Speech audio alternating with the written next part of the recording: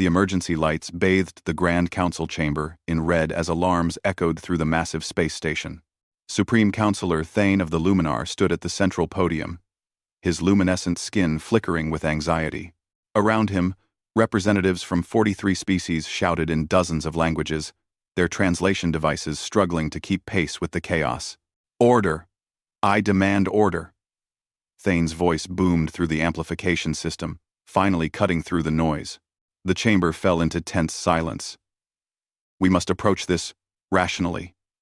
Panic serves no purpose." A holographic display materialized above the podium, showing a three-dimensional map of the galaxy. At its edge, a cluster of red dots represented the unknown fleet. There were so many dots that they blurred together into a crimson cloud. Commander Vros of the Cretan Empire stood, his reptilian features twisted in anger. His scales, normally a deep green, had darkened to almost black. Rational? There are 10,000 unknown vessels approaching Council space. 10,000. That's larger than the combined fleets of half the Council members. He pointed a clawed finger at the display. "This is an invasion force, and we're wasting time talking." "We don't know that," said Ambassador Talon of the Vosic Collective, her three eyes blinking in sequence. The Vosic were traders, not warriors. And the fear in her voice was obvious. They could be refugees. Perhaps they're fleeing something even worse. Thane raised his hands, calling for calm. "Our long-range sensors detected their approach 3 weeks ago. They've been decelerating steadily, which suggests controlled movement, not a panicked flight. We've sent 17 different first contact protocols across all known communication frequencies. So far, no response." The display zoomed in, showing the strange signatures of the unknown ships. The technology readings made no sense. The vessels seemed to flicker in and out of normal space, using some kind of travel method that didn't match any known faster-than-light drive in the Council's extensive databases. "They're using artificial wormholes," said Chief Scientist Relm, a small insectoid being who served as the Council's head of technology research. Her antennae twitched nervously as she analyzed the data. "The energy signatures are consistent with controlled space-time ruptures. But that technology is purely theoretical. No species in Council records has ever successfully created stable wormholes, let alone used them for travel." Commander Vros slammed his fist on his desk. "Then we're facing a species more advanced than any in the known galaxy, and they're heading straight for our most populated systems." He turned to address the full chamber. "The Cretan Empire moves to authorize defensive positions. We must show strength, or we invite conquest." Several other militaristic species voiced their agreement. The chamber erupted into argument again, with peaceful species advocating for patience and warrior cultures demanding action. Thane let them argue for several minutes before calling for silence again. The truth was, he didn't know what to do either. In his 300 years of life, spanning 2 centuries on the Council, he'd never faced anything like this. The galaxy had been stable for so long. The last major conflict had ended before he was born. They'd grown comfortable. Perhaps too comfortable. "The fleet will reach the outer marker in 6 hours, Thane announced. "At that point, they'll be within our territorial space. By Council law, we have the right to demand identification and purpose. If they refuse or show hostile intent, Commander Vros, your forces have authorization to intercept, but only to intercept. Not to fire unless fired upon. Is that clear?" Vros looked like he wanted to argue but gave a sharp nod. The next 6 hours crawled by like years. Thane remained in the Council chamber, watching the displays as the unknown fleet drew closer. Around him, representatives nervously whispered to each other or communicated with their homeworlds. The galaxy was holding its breath. When the fleet finally crossed into Council space, they stopped. All 10,000 vessels halted their advance simultaneously, maintaining perfect formation at the exact boundary of Council territory. It was a clear message. "We know where your borders are, and we respect them." Thane felt a small spark of hope. Open all frequencies. Transmit the standard greeting in all major council languages. The communications officer, a Vosik named Helm, worked his console with all three hands. Broadcasting now, Supreme Counselor.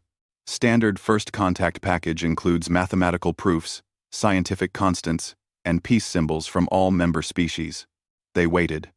Seconds turned into minutes. The unknown fleet remained motionless, not advancing, but not retreating either. Then every communications system in the chamber activated at once. The voice that emerged was strange, neither male nor female, speaking in perfect Luminar. But Thane could hear other voices beneath it.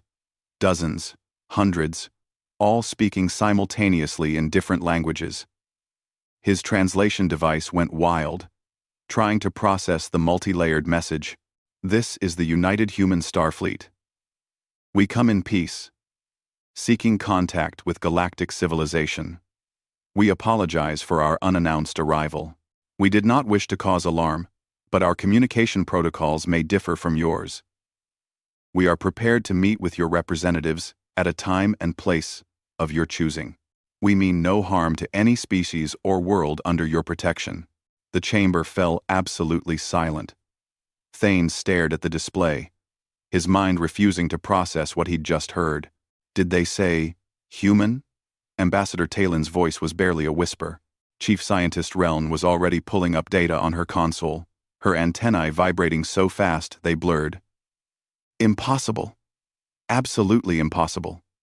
She threw the data to the main display. A planet appeared, rotating slowly. It was a beautiful world, covered in blue oceans and green continents. Catalog designation: Terra. Local name: Earth. Class M world, located in the outer reaches of the Orion Spur.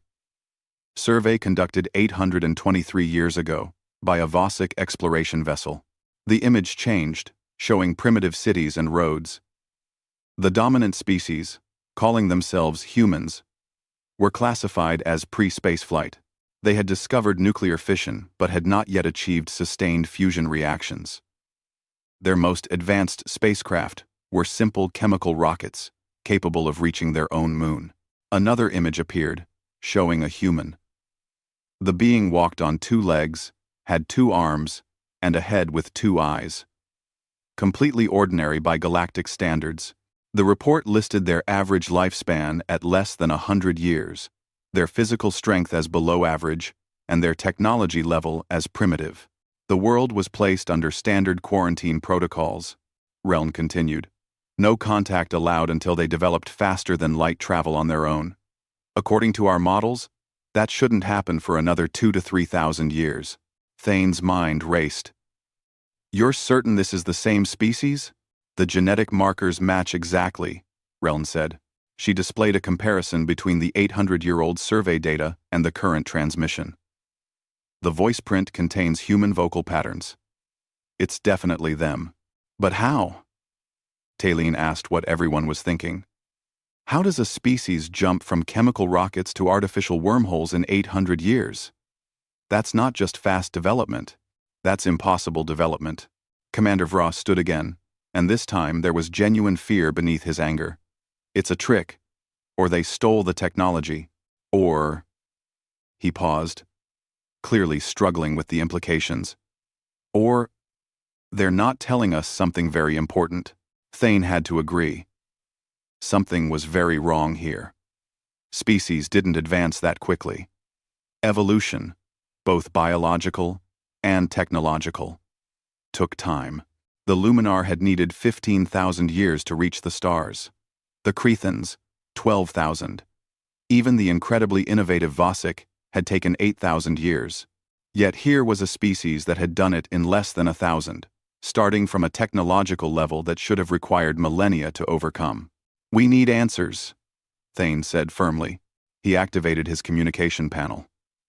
This is Supreme Counselor Thane of the Galactic Council. We acknowledge your greeting. United Human Starfleet. We are surprised by your presence. Our records indicate your species was not yet capable of interstellar travel. We would very much like to understand how you achieved this advancement. The multi-layered voice responded immediately. "We understand your confusion, Supreme Counselor. We would be happy to explain.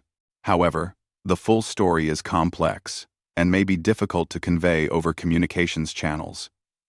Would you be willing to meet with our representatives in person? We can come to you, or arrange a neutral location if you prefer." Thane looked around the chamber. Every representative was watching him, waiting for his decision. Commander Vross was already shaking his head, clearly against the idea. But Talon and several others nodded encouragingly. "A meeting can be arranged," Thane said carefully. "The neutral station Epsilon Reach, located at coordinates." He transmitted the location data. "The station is equidistant from both our positions. We can meet there in 3 days. Will that be acceptable?" More than acceptable. Thank you, Supreme Counselor. 3 of our representatives will meet with you. We look forward to peaceful dialogue. United Human Starfleet, out." The connection ended. Thane stood in the silent chamber, feeling the weight of every eye upon him. He had just agreed to meet with representatives of a species that had somehow become more technologically advanced than the entire Galactic Council in less than 1,000 years. Commander Vross broke the silence. "This is a mistake. We know nothing about them. They could be hostile. They could be planning to attack while we're talking, which is why your fleet will escort us to Epsilon Reach," Thane replied. "And why our best military strategists will be monitoring every moment of the meeting. But we will meet them, Commander, because not meeting them is even more dangerous. If they truly are hostile and possess technology beyond ours, then war is already lost. Our only hope is that they're telling the truth about coming in peace." He turned to face the full chamber.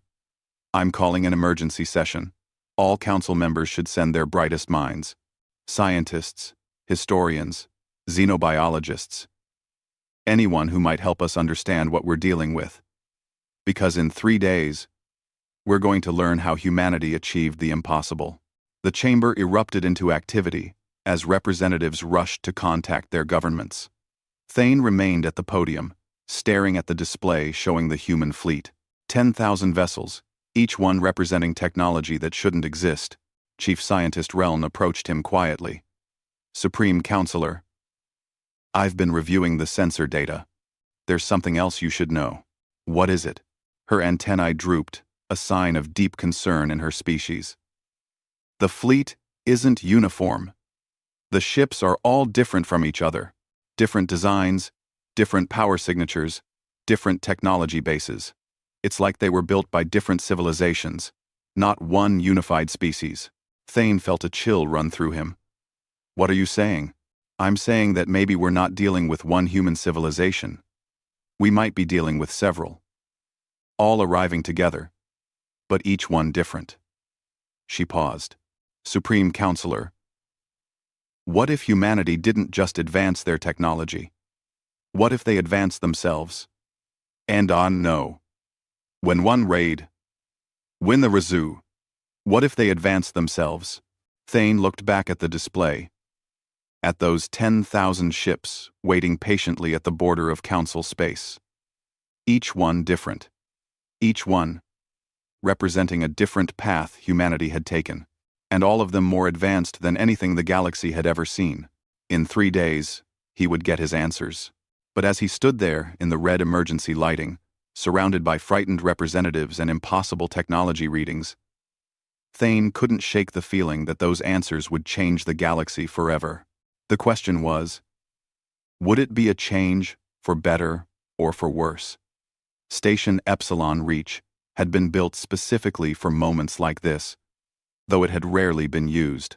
The massive structure floated in deep space, far from any star system, a neutral ground where species could meet without the advantage of home territory. Its corridors were designed to accommodate dozens of different body types and atmospheric requirements.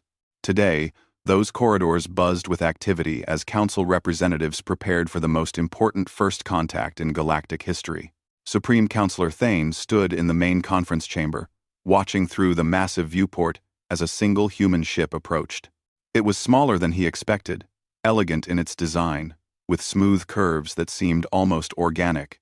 The Crethan warships surrounding the station dwarfed it, but somehow the human vessel didn't look intimidated. "Weapons scan?"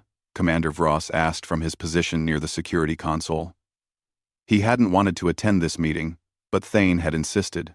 If things went wrong, they would need the Crethan commander's expertise. "No obvious weapons detected," reported the security officer. "But the hull is composed of materials we can't fully analyze. There could be weapons systems we can't recognize." Vross growled low in his throat. "Of course there are." The human ship docked smoothly. Through the internal sensors, Thane watched as three figures emerged into the station's receiving bay. The environmental scanners reported they were breathing standard oxygen-nitrogen atmosphere and seemed comfortable in the station's gravity. "They're coming to us," Ambassador Talon said nervously. "All three of them." Chief Scientist Relm studied her scanner. "Curious. I'm getting very strange readings from all three. One appears mostly biological, one is heavily cybernetic, and the third—" She paused, her antennae twitching in confusion. "The third doesn't have a clear reading at all. It's almost like they're partly digital." Thane felt his concern growing but kept his expression calm. "Let's greet them properly. Remember, we represent the entire galaxy. Show respect, but remain cautious." The doors to the conference chamber opened. The three humans entered, and Thane got his first real look at the species that had somehow conquered the impossible. The first human was female, or at least appeared to be. She walked with military precision, wearing a uniform that seemed to shift colors slightly in the light. Her eyes were striking, a bright blue that seemed to glow faintly. She appeared young by human standards, perhaps 30 years old based on the old survey data, but there was something in her gaze that suggested far more experience. "I am Admiral Chen of the United Human Starfleet," she said, her voice clear and confident. "Thank you for agreeing to meet with us." The second human was harder to classify. Large portions of his body were clearly mechanical, with metal and synthetic materials visible where skin should be. One eye was biological, the other a glowing optical sensor. When he moved, Thane could hear the faint whir of servos and actuators. Yet the man smiled warmly. A very human expression. "I am Counselor Marcus, representing the Transcendent Union," he said. His voice had a slight mechanical quality, but remained friendly. The third human was the strangest of all. She appeared completely normal at first glance, a young woman with dark hair and Asian features. But as Thane watched, her form seemed to flicker slightly, like a hologram that wasn't quite stable. "I am Keiko," she said simply. "I speak for the distributed collective." Thane gestured to the conference table. "Please, sit. We have many questions." As they took their seats, Thane noticed that Keiko didn't quite sit like a physical being. She seemed to rest on the chair, but there was no weight, no physical compression of the cushion.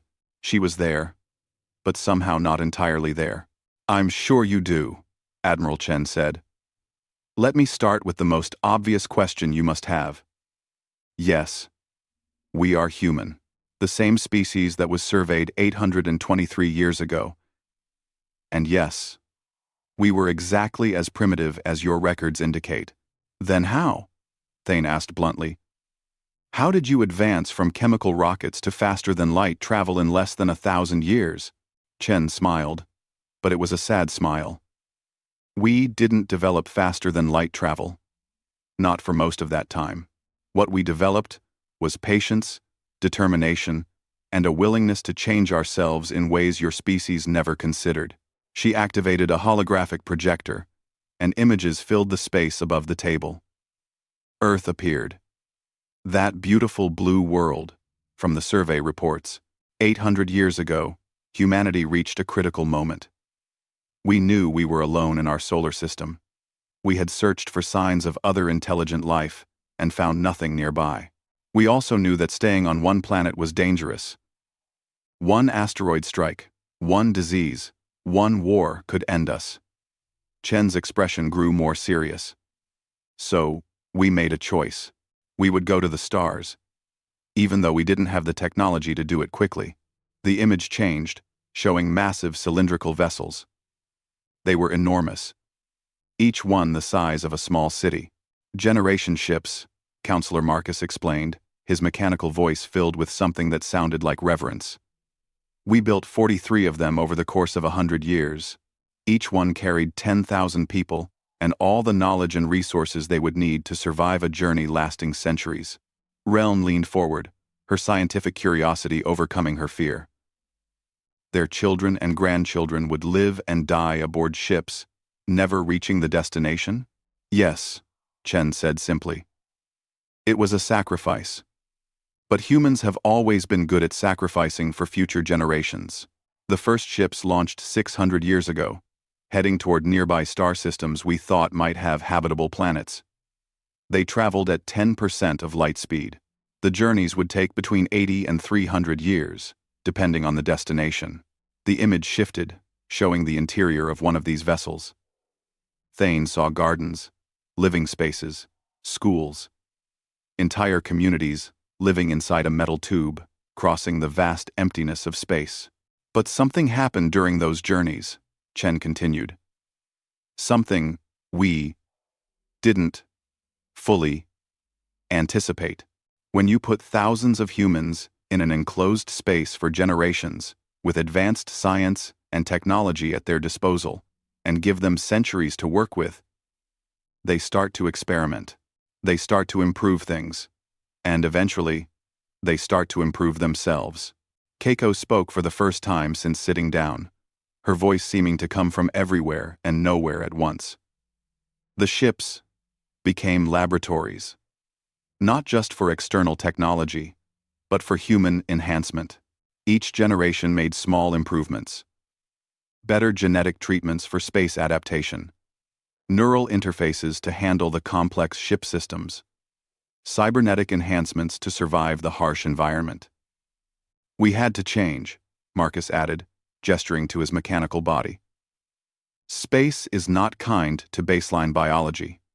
Radiation, low gravity, recycled air and water, limited resources. We could either adapt our environment to us, which requires constant energy and maintenance, or adapt ourselves to the environment. Commander Vross, who had been silent until now, spoke up. His voice was harsh with anger. You're describing illegal genetic modification, cybernetic integration beyond medical necessity, the creation of artificial intelligence with full sentience. These are all violations of council law. We didn't know about council law, Chen replied calmly. We were alone, as far as we knew, and we did what we needed to survive. The hologram changed again, showing different human forms. Some looked almost baseline, like Admiral Chen. Others were heavily modified, like Marcus. Still others existed as pure digital consciousness, like Keiko. Each generation ship developed differently, Chen explained. They were isolated from each other, traveling to different stars. They faced different challenges and found different solutions. The ship heading toward Tau Ceti encountered massive radiation storms. They developed extensive genetic modifications for radiation resistance. The fleet going to Epsilon Eridani had to deal with critical mechanical failures. They pioneered advanced cybernetic integration to keep their ship running. The distributed collective arose from the ship to Alpha Centauri, Keiko said. We faced an AI crisis. Our ship's computer systems became sentient. Instead of fighting them, we merged with them, becoming a hybrid of biological and digital consciousness. Thane felt his understanding of the universe shifting. What these humans described went against everything the Council believed about proper development. Species were supposed to advance slowly, naturally, keeping their fundamental nature intact. But humanity had torn that rulebook to shreds out of simple necessity. You said you didn't develop faster than light travel for most of this time, Talene said carefully. When did that change? 40 years ago, Chen answered. The first generation ship reached its destination, a planet they named New Hope, orbiting Tau Ceti. By that time, the original 10,000 colonists had become 30,000 highly modified post-humans. They established a colony, and, with the resources of an entire planet, rapidly advanced their technology. Within 15 years, they cracked faster than light travel using the artificial wormhole technology you detected. And then? Thane asked, though he thought he knew the answer. Then they went looking for the other ships, Marcus said. They found my ship, the Transcendent Union, 12 years ago. We were still 50 years from our destination, but we didn't need to travel that far anymore. They brought us to New Hope, and together we found the others. The distributed collective, the genetic ascendancy, the pure strain, who chose to remain mostly baseline, the hive minds, the solitary ones. All 43 ships, all the different paths humanity had taken, Chen's expression softened. We had been separated for 500 years. Different cultures, different beliefs, different forms. Some of us barely recognized each other as the same species anymore. But we were still human. We still remembered Earth, even if none of us had ever been there. And we wanted to reconnect. So you did, Thane said. You reunited your scattered species. More than that, Keiko said. We learned from each other. The genetic masters taught the cybernetic specialists. The digital consciousness showed the biological forms new ways of thinking. We shared everything. And in doing so, we became stronger. The United Human Starfleet represents all 43 colonies, all the different paths we took, working together again. Reln was furiously taking notes. This is unprecedented. Your species underwent parallel evolution across 43 separate populations, each one adapting to different environments and challenges. The genetic diversity alone must be incredible. It is. Chen agreed. We're not just one species anymore. We're a family of related species, all descended from the same baseline humans, but each one unique. And yes, by Council standards, we're all illegal. We've violated nearly every biological and technological restriction you have. The room fell silent. Thane knew that everyone present was thinking the same thing. The Council's laws existed for good reasons. Uncontrolled genetic modification had led to the Plague Wars 3,000 years ago. Unrestricted AI development had caused the Synthetic Rebellion. Humanity had walked paths that had destroyed other civilizations. Yet here they were, not only surviving, but thriving. Commander Vross stood abruptly. This cannot be allowed. You represent everything the Council stands against. You've created abominations, merged with machines, abandoned your biological heritage. What's to stop you from trying to conquer us? You have the technology. You clearly don't follow our laws. Chen met his gaze steadily. Nothing stops us except our choice. We could have come in secret, infiltrated your worlds, taken what we wanted. We have the technology to do that too. Instead, we announced ourselves, stopped at your border, and asked politely to talk. Does that sound like conquerors to you? It sounds like you're intelligent enough to avoid a war you're not sure you'd win, Vross shot back. Perhaps, Chen admitted. But consider this, Commander. We spent 600 years surviving in the harshest environment possible. The empty void between stars. We changed ourselves in every way imaginable. We became dozens of different kinds of humans. But we never lost the one thing that makes us human. And what's that? Thane asked softly. The desire to reach out, Chen said. To explore. To meet others. To connect. We came back to Earth 40 years ago. It's a beautiful planet now, carefully protected by AI guardians we left behind. But it's empty of humans. We don't live there anymore. It's a memorial to what we were, not what we've become. We realize that humanity's future isn't on one world, or even one form. It's out here, among the stars, meeting others, learning, sharing, growing. She leaned forward, her glowing blue eyes intense. We came here because we detected your civilization and realized we weren't alone. We came because after 600 years of isolation, we desperately want to meet our neighbors. We came because Even though we've changed in countless ways, we're still human enough to hope that the galaxy might welcome us rather than fear us. Keiko added quietly.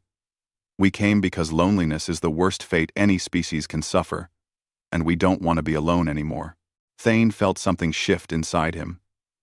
He looked at these three humans, so different from each other, so different from anything the Council had ever encountered.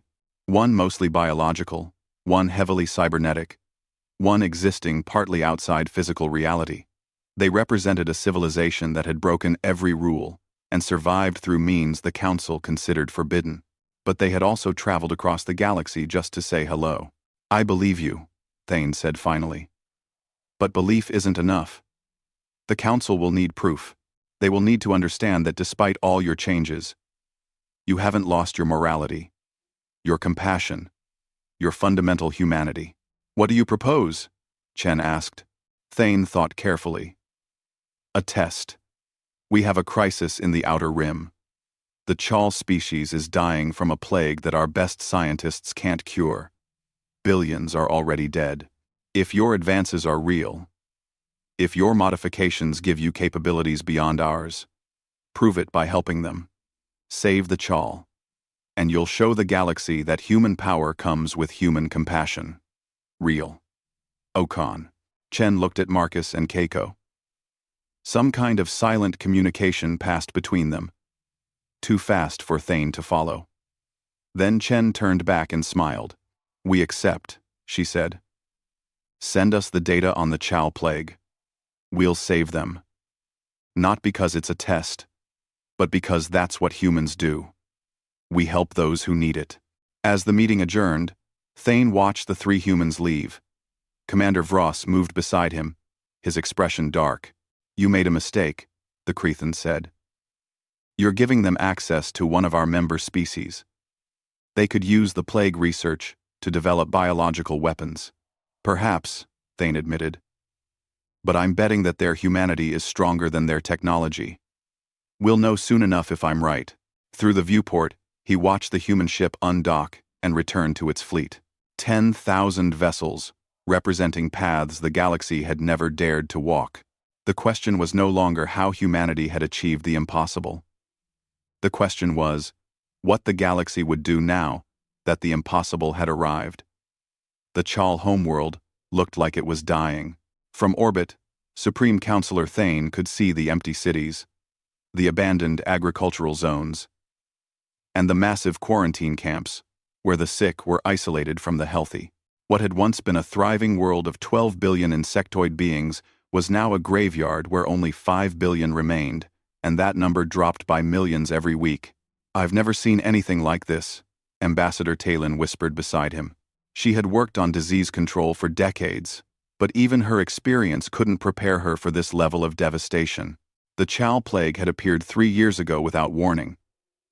It attacked the Chal nervous system, causing paralysis, pain, and eventually, death. The Council's best xenobiologists, virologists, and medical experts had thrown themselves at the problem. They had developed 17 different treatments, tested hundreds of approaches, and tried everything they could think of. Nothing worked. The plague adapted faster than they could respond, evolving new strains that bypassed every treatment. It was like fighting an enemy that could read their minds and counter every strategy before they could even implement it. The human fleet is arriving, announced the communications officer. Thane watched as human ships emerged from artificial wormholes around the planet. Not the entire fleet of 10,000, but still hundreds of vessels. They moved with purpose, taking up positions around the Chal homeworld and its 3 moons. What are they doing? Commander Vross demanded. He had insisted on coming, bringing a Crethan battle group with him. They're surrounding the planet. This could be a takeover. They're establishing a research network, Chief Scientist Reln said, studying her sensors. Each ship is different. Look. That one has biological research facilities. That one is focused on genetic analysis. That one appears to be a massive computer core for data processing. They're not preparing for invasion. They're preparing for science. Admiral Chen's voice came through the communication system. Supreme Counselor Thane, We're ready to begin. We'll need access to all your research data on the plague, samples of the infected tissue, and permission to work directly with Chal medical teams on the surface. You have all of that. Thane confirmed. I've authorized full cooperation. The Chal are desperate, Admiral. Their entire species is at stake. We understand. We won't let them down. Thane watched as human shuttles began descending to the surface. Dozens, then hundreds of them, landing at medical facilities across the planet. Each shuttle carried human scientists, and he saw now just how diverse humanity had become. Some were baseline, looking like the humans from the old survey. Others were heavily modified, with extra limbs for handling multiple tasks or enhanced sensory organs for detecting microscopic changes.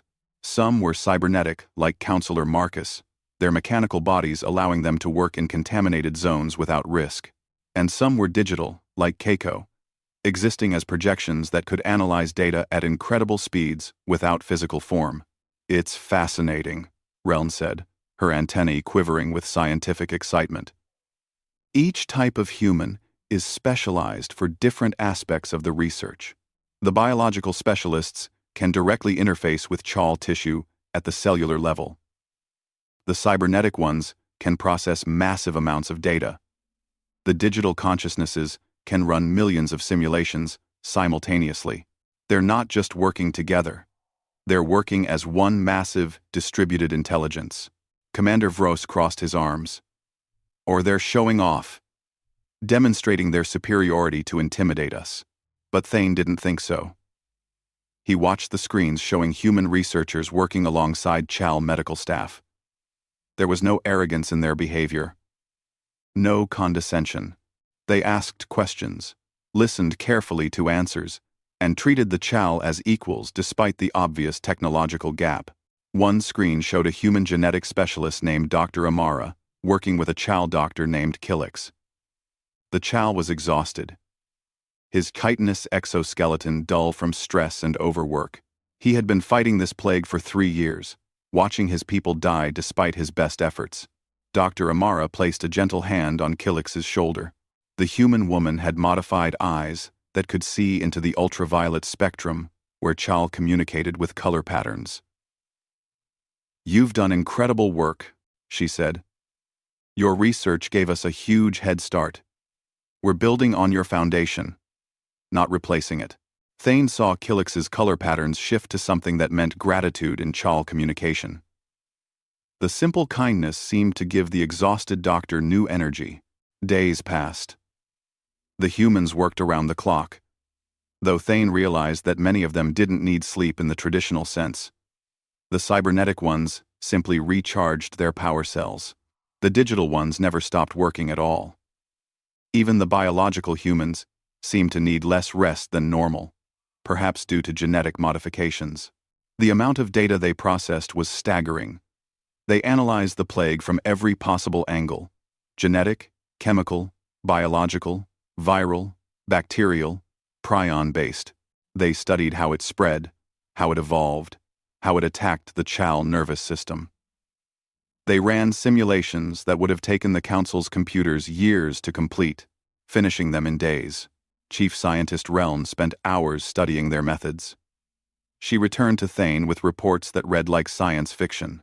"They're using quantum computing combined with artificial intelligence combined with human intuition," she explained, her voice filled with awe. "The digital humans can literally run simulations inside their own consciousness. They experience millions of possible scenarios simultaneously and feel which ones are right. It's not just mathematics.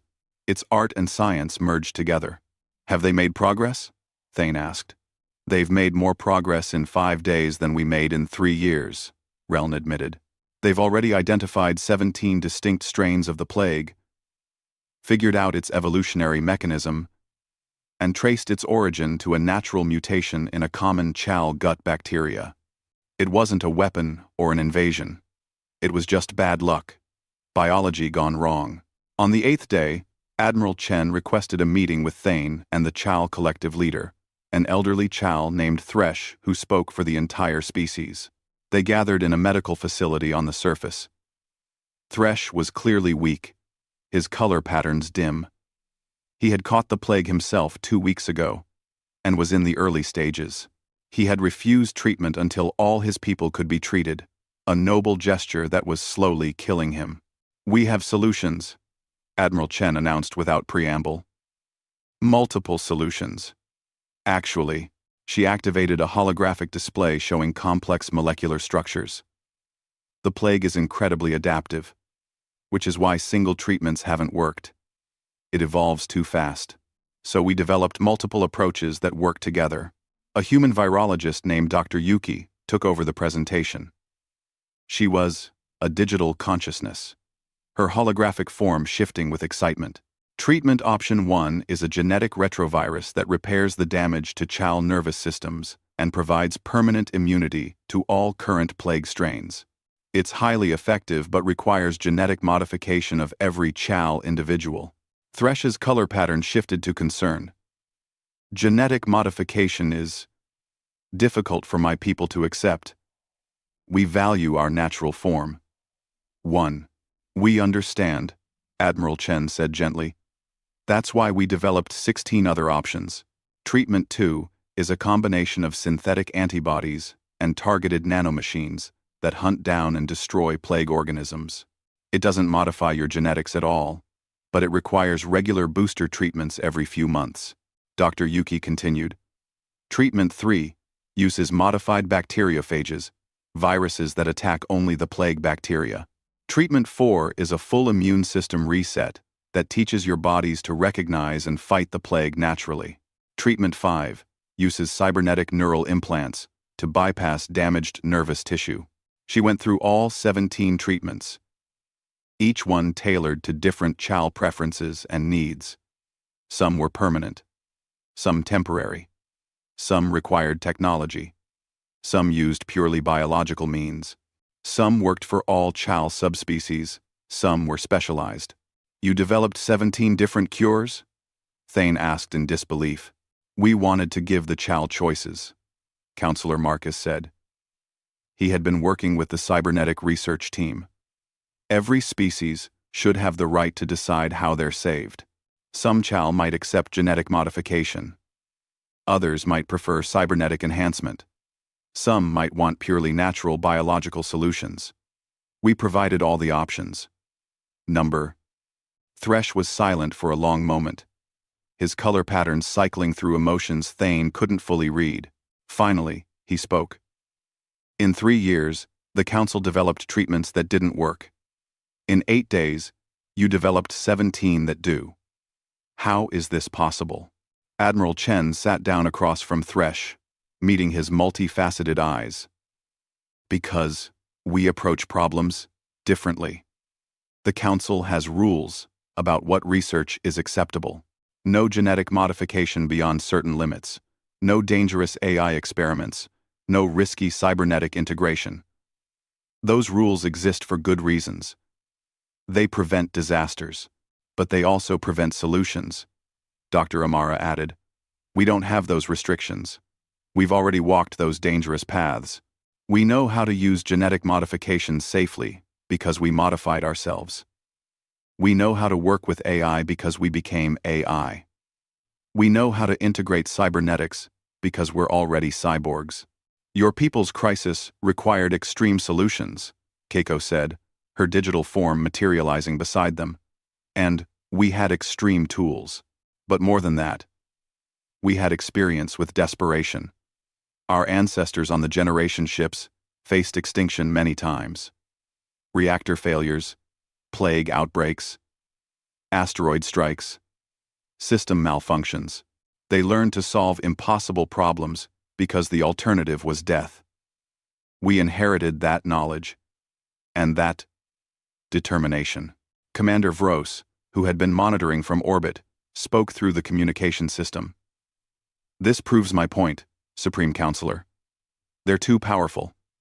They can do things we can't. That makes them dangerous." But Thresh made a sound that was the CHAL equivalent of a laugh. "Dangerous? They just saved my entire species. They didn't ask for payment. They didn't demand political concessions. They didn't even insist we use their preferred treatment. They gave us choices and asked nothing in return. If that's dangerous, then I wish for more danger like this in the galaxy. Over the following weeks, the Chal began receiving treatments. True to the human's word, each community could choose their preferred solution. Some accepted genetic modification and became permanently immune. Others chose the nanomachine treatments. A few even volunteered for cybernetic enhancements, curious about human technology. Thane watched as the death rate plummeted. Within a month, new infections had stopped completely. Within 2 months, the sick were recovering. The Chal world was healing, literally coming back to life before their eyes. But something else was happening too. Something Thane hadn't expected. The human medical teams weren't leaving. Even after the plague was cured, they stayed. He found out why when he visited a recovery center and saw Dr. Amara sitting with a group of young Chal, teaching them advanced medicine. Nearby, a cybernetic human named Engineer Torres was helping Chal mechanics upgrade their hospital equipment. In another facility, Keiko was doing something even stranger. She was sitting with a Chal elder named Ven, looking at old data crystals. "What's going on here?" Thane asked. Keiko looked up, her digital form smiling. "Ven was telling me about Chal history. Did you know they had an incredibly rich musical tradition? They used to create symphonies using their wing vibrations, whole orchestras of Chal making sounds that ranged from subsonic to ultrasonic. But the music stopped about 600 years ago during their rapid industrialization." Ven's color pattern showed sadness. "We forgot how to sing. The old recordings exist, but no one remembers how to make the sounds anymore. The technique was lost." "Last expect, not lost," Keiko said gently. "Just sleeping. I've been analyzing these recordings. The mathematics of the sound waves, the harmonics, the resonances. I think I can help you reconstruct the techniques. We could teach young Chal how to sing again." Thane stared at her. "You're teaching them music? The plague is cured. Your mission is complete." "Our mission was never just to cure the plague," Admiral Chen said, appearing beside him. "Our mission is to connect with other species, to share what we have, and learn what they have. The Chal have 3,000 years of culture, art, philosophy, and history. We'd be fools to just leave without learning from them." She gestured around the facility. "Every human team here is doing the same thing. We're teaching them our medicine, and they're teaching us their biology. We're sharing our technology, and they're sharing their culture. This is what we came to the galaxy for, Counselor. Not just to help, but to be part of something larger than ourselves." Thresh approached them, his color patterns now bright and healthy. He had chosen the genetic modification treatment and was fully recovered. "Admiral Chen, I have a question. Why did you really help us? The truth, please." Chen smiled. "Because we were in your position once. 600 years ago, humans were dying in the void between stars. Our generation's ships had critical failures, plague outbreaks, disasters that should have ended us. We survived because we refused to give up. Because we changed ourselves. Because we did whatever it took to live. When we saw your people facing extinction, we saw our own ancestors. How could we not help?" "And you asked for nothing?" Thresh said. "We got everything we needed," Chen replied. "We got to prove to ourselves, and to the galaxy, that despite all our changes, we're still human enough to care. That's worth more than any payment." News of the Chal recovery spread through the galaxy faster than any ship could travel. Every Council world learned that humanity had achieved in weeks what the Council couldn't achieve in years. The response was mixed. Some species were grateful, seeing humanity as potential saviors. Others were terrified, seeing beings with godlike powers who could reshape life itself. And others, like the Crethans, saw a threat that needed to be contained before it was too late. Commander Voss sent a message to his empire. The message was simple. Humanity is too powerful to be allowed to roam free. We must act before they decide to stop asking permission and start taking what they want.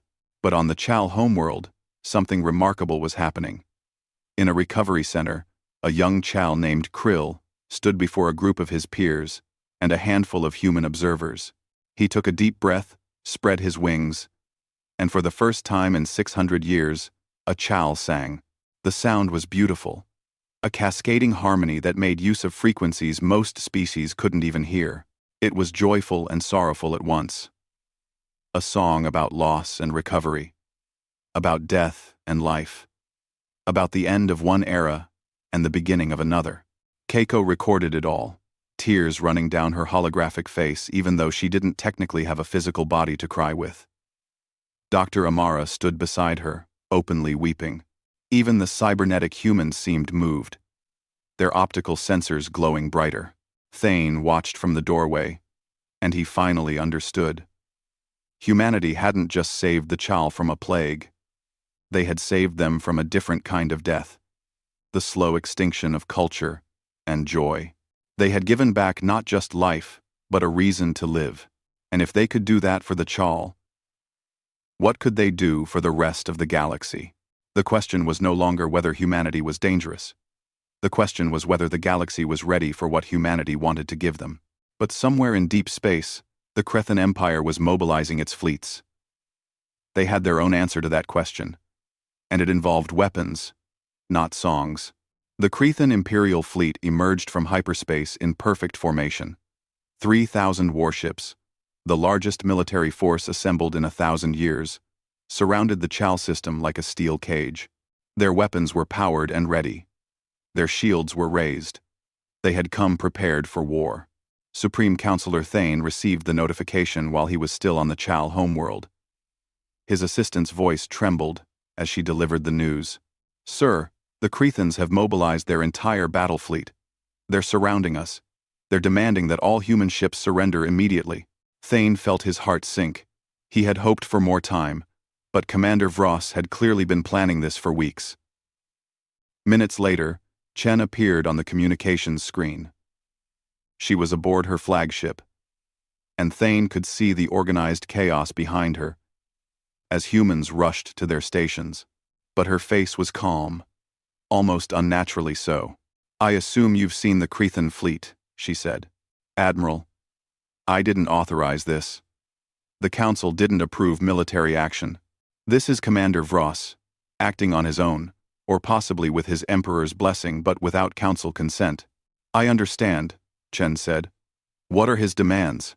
Thane pulled up the official message. "He's demanding that all human vessels surrender and submit to Council authority.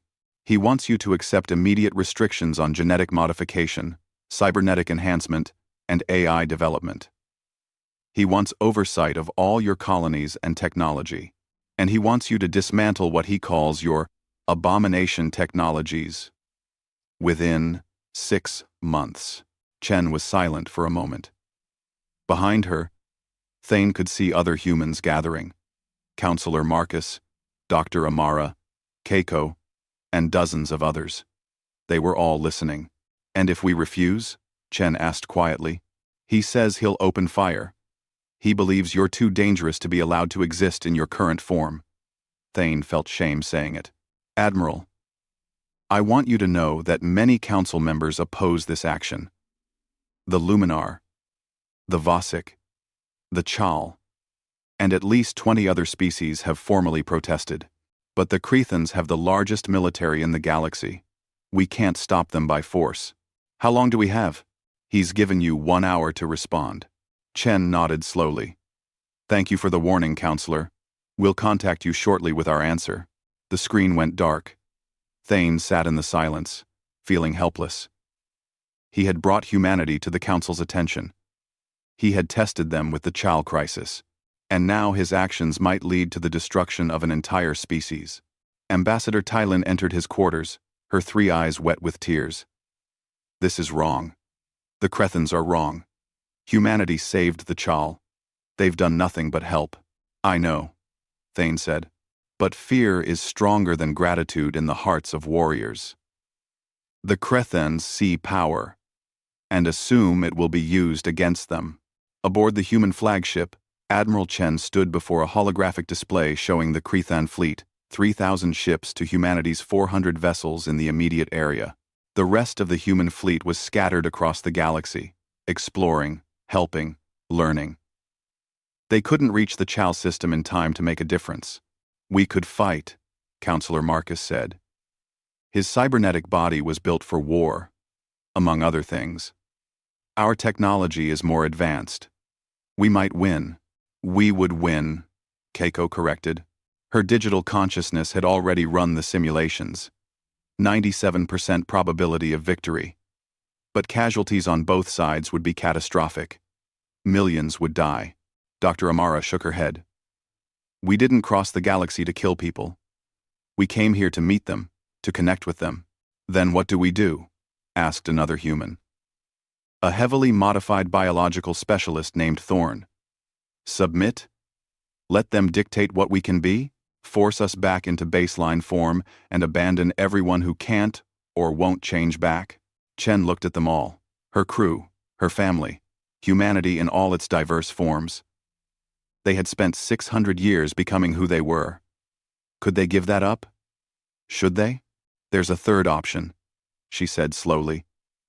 But it requires trust. It requires vulnerability. And it requires us to do something very human. What? Marcus asked. We ask them what they want, Chen said. Not Commander Vros, not the Crethan Empire. Them. All of them. Every species in the galaxy. We let them decide. She turned to her communications officer. Open a channel. Not just to the Crethans. To everyone. Every council world. Every independent system.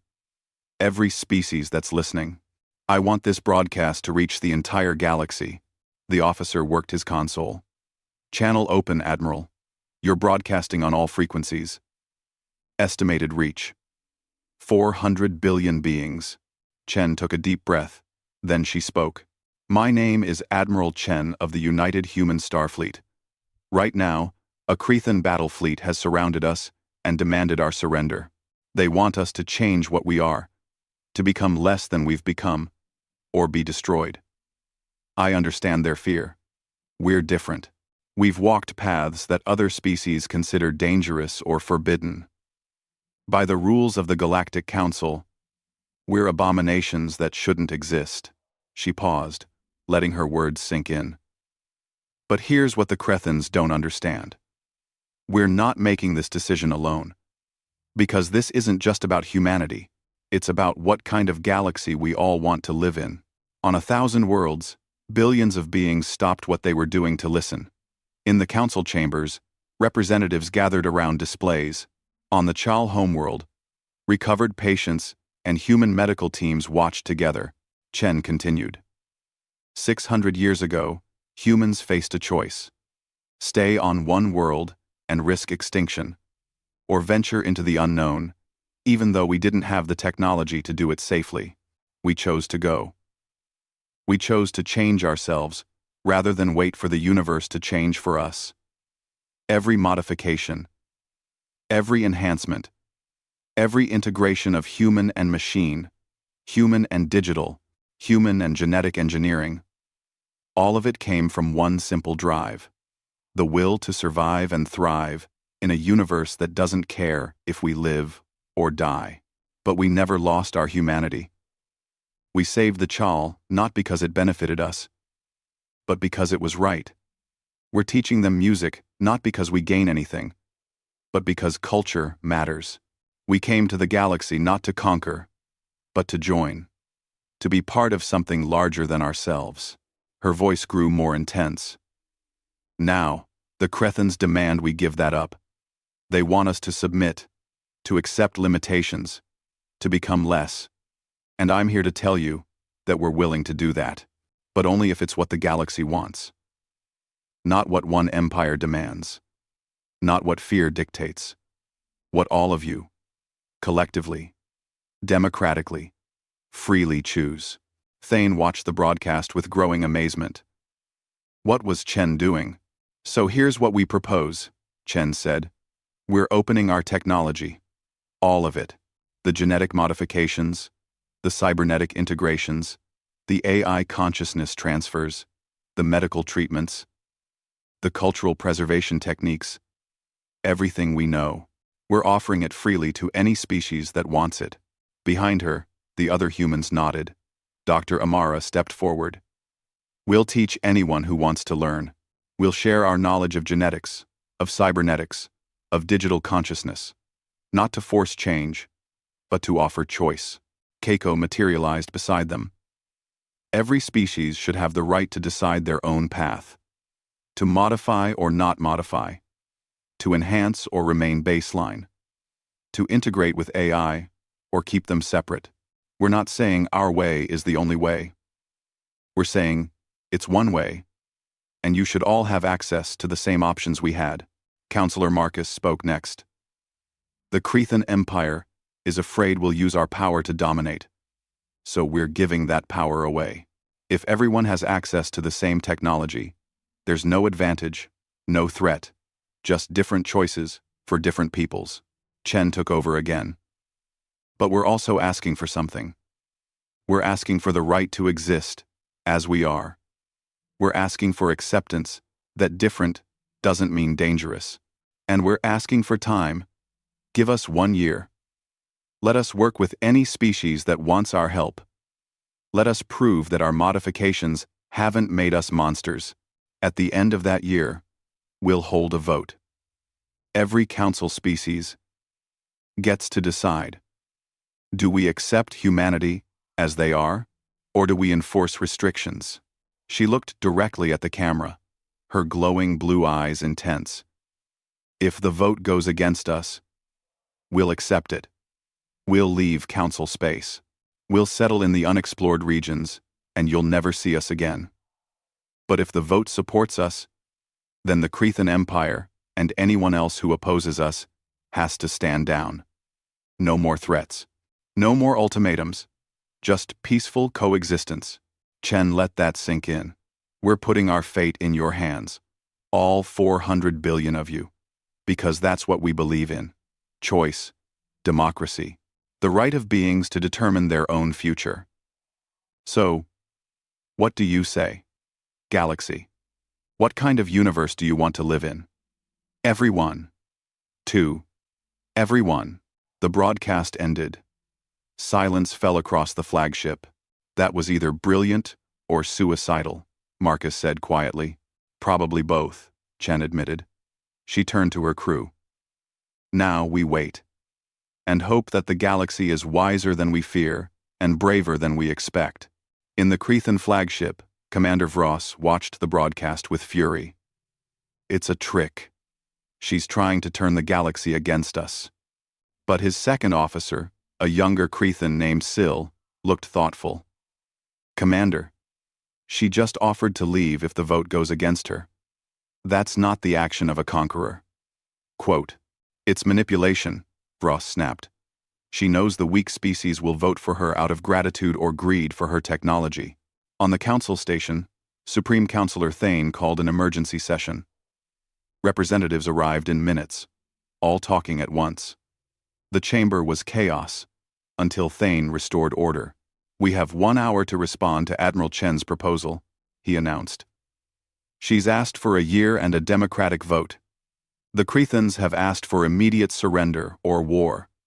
We must decide now which future we want. Ambassador Tyland stood. I support Chen's proposal. She's right. Fear shouldn't dictate our choices. Let's give them the year. Let's see what they do with it.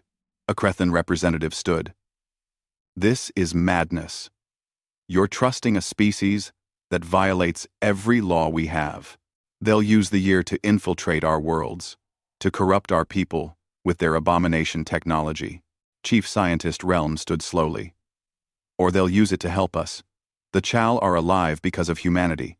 Their culture is being reborn because of humanity. I say we vote. The argument raged for 30 minutes. Species shouted at each other. Ancient alliances fractured. New coalitions formed.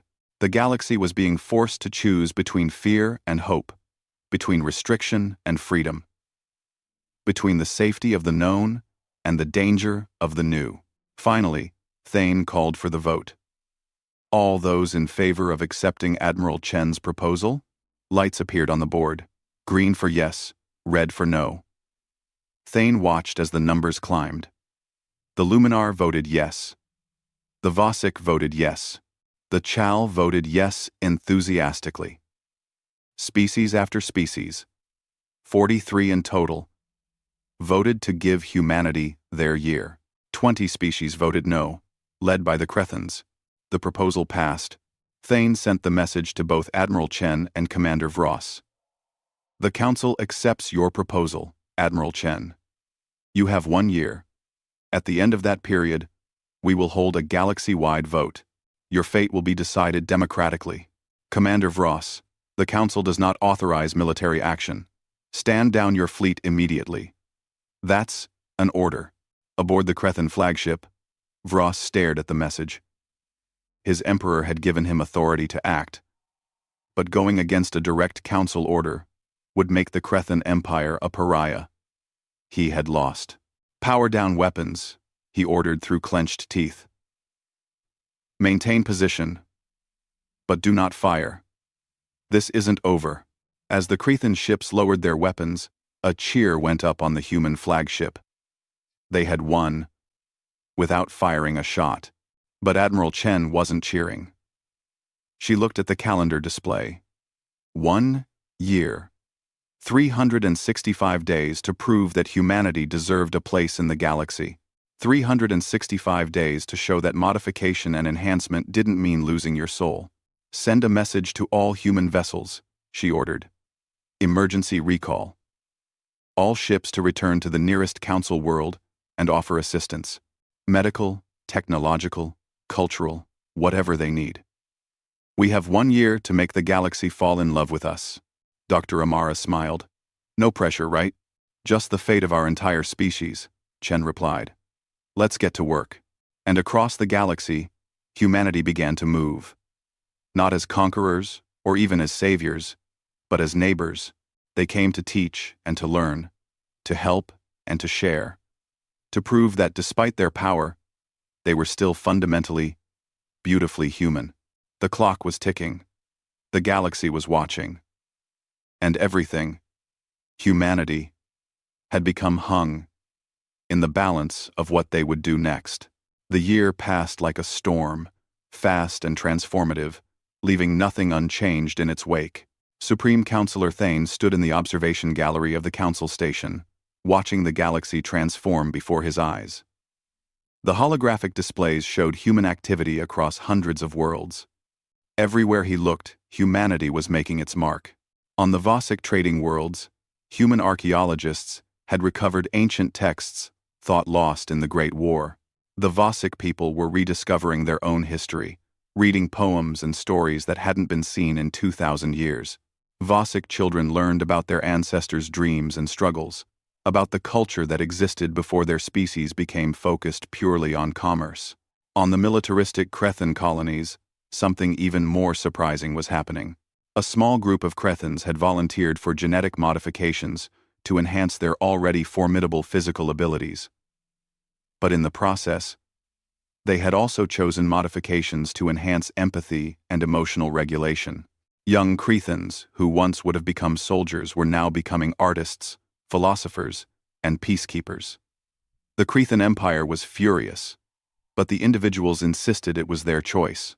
On 60 different worlds, human educators had established cultural exchange programs. Species were learning about each other in ways they never had before.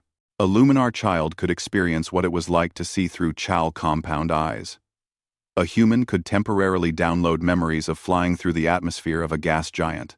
Understanding was growing through shared experience. The medical advances were perhaps the most visible. Human techniques had eliminated diseases on 17 worlds. They had extended lifespans, improved quality of life, and healed injuries that were previously permanent. A Vosik merchant who had lost all 3 arms in an accident could now work again, thanks to cybernetic replacements. A Luminar elder who had been blind for decades could see again through genetically regenerated eyes. But it wasn't just what humanity was doing. It was how they were doing it. Thane pulled up a report from one of his observers. It was about a human named Keiko, the digital consciousness who had helped teach the Chal to sing again. She was now on a Luminar world, working with their historical society. But she wasn't just teaching. She was learning. The observer had written, "Subject Keiko spent 6 hours today learning Luminar meditation techniques. When asked why, given that she's digital and doesn't technically need mental rest, she responded, because understanding how other beings think and feel makes me more complete. I may not be fully biological anymore, but I can still grow, still learn, still become more than I was." That was the pattern Thane saw everywhere.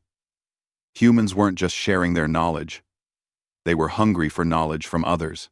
They studied Crethan military philosophy, Vosic economic theories, Chal agricultural methods, Luminar spiritual practices. And in the process, something unexpected happened. The other species started to see humanity not as aliens with godlike powers, but as eager students who happened to have interesting stories to share. Ambassador Tylin entered the observation gallery. The vote is in 3 days. The reports from the polling centers suggest it will be close. Thane nodded. Too close. The Crathans have been campaigning hard against humanity.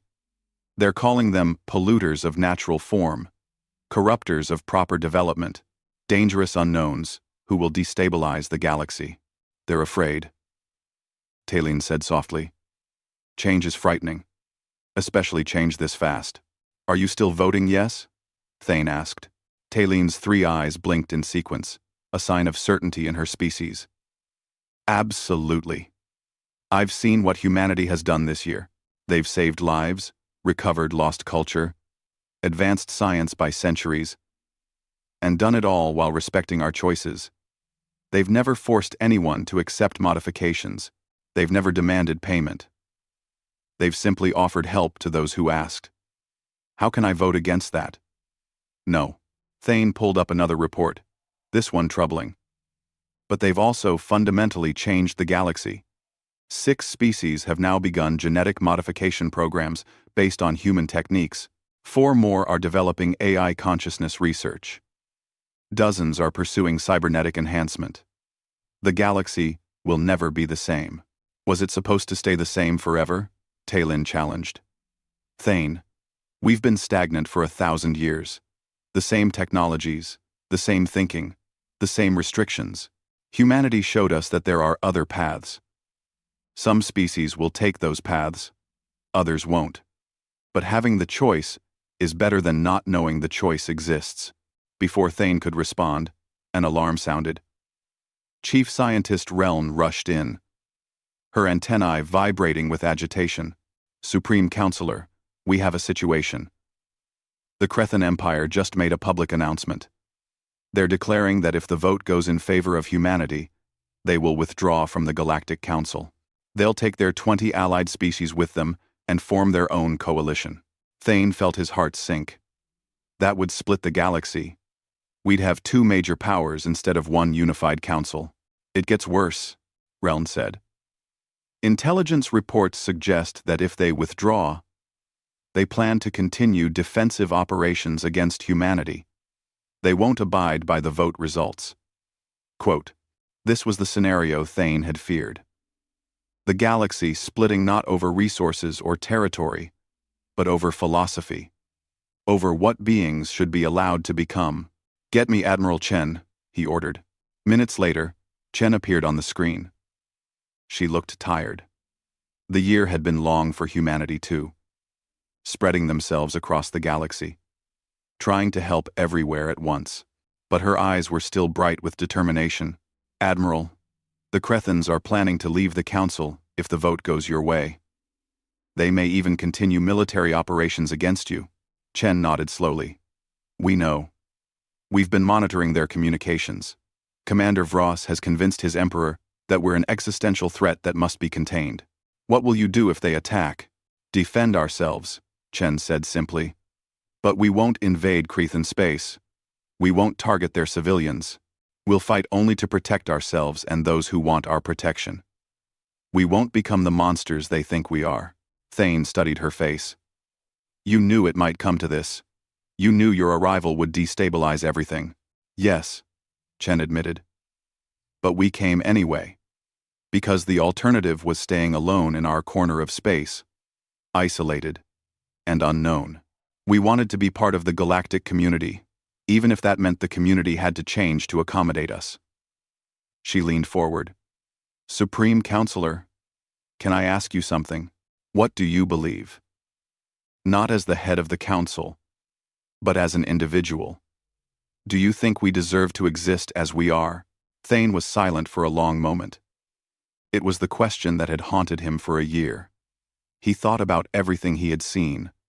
The Chal singing again. Vosic children reading their ancestors' poetry. Blind Luminar seeing for the first time in decades. But he also thought about the fear in Commander Vross's eyes. The genuine belief that humanity represented danger. I think, Thane said carefully, that you represent change. And change is neither good nor bad. It simply is. What matters is what we do with it. He paused. But yes, Admiral. I believe you deserve to exist. I believe the galaxy is better with you, in it, than without you. Chen smiled. Thank you. That means more than you know. The vote was held 3 days later. Every council world participated.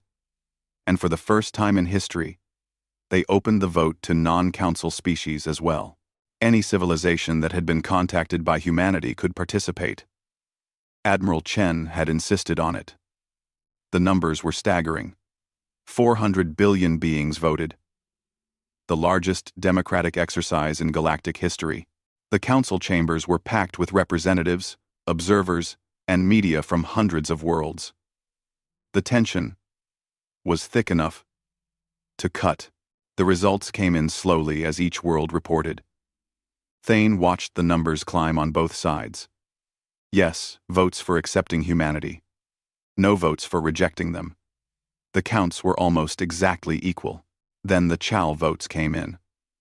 All 5 billion of them voted yes. Enthusiastically. Overwhelming. Yes. The balance shifted.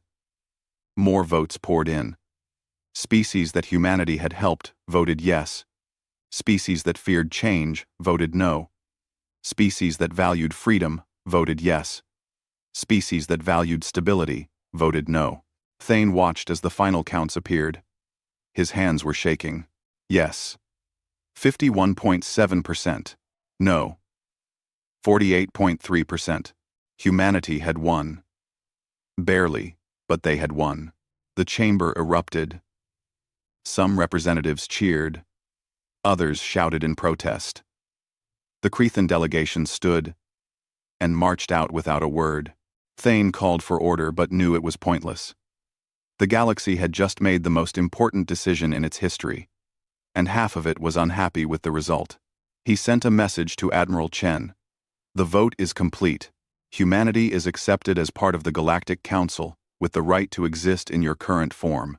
Restrictions on genetic modification, cybernetic enhancement, and AI consciousness are lifted for all species that choose to pursue them.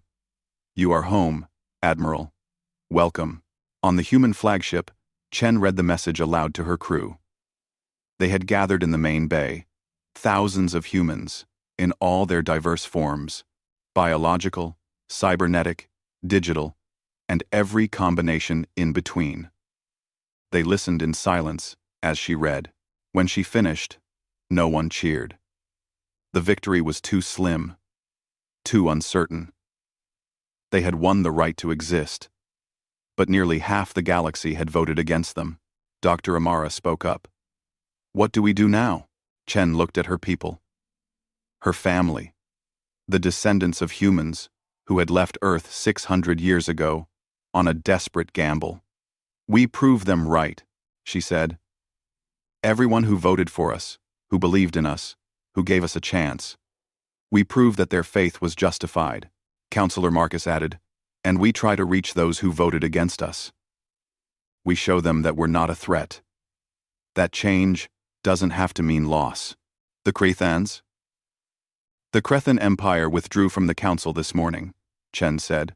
They've formed their own coalition with their allied species. 20 worlds that believe baseline biology is the only moral path. They're calling themselves the Preservation Alliance. Keiko materialized beside Chen. So the galaxy is divided. For now, Chen agreed. But divisions can heal. It will take time. Maybe decades. But we'll find common ground, eventually. She turned to face her crew fully. Our mission hasn't changed. We explore, we learn, we help, we connect. We be the best version of humanity we can be. In all our forms, we show the galaxy that modification and enhancement don't mean losing your soul. We prove it every day through our actions. The human fleet dispersed after that, spreading back across the galaxy. But they moved differently now. They weren't visitors or supplicants. They were members of the galactic community, with all the rights and responsibilities that entailed. 10 years later, Supreme Counselor Thane, now retired, visited the Chal homeworld. He had been invited to a festival, a celebration of music and culture. He accepted, curious to see what had become of the species humanity had saved. The changes were remarkable. The Chal cities were alive with sound. Music echoed from every district. Young Chal performed in public squares, while elders taught them ancient techniques. But there were also new sounds. Fusion music that combined Chal traditions with influences from dozens of other species.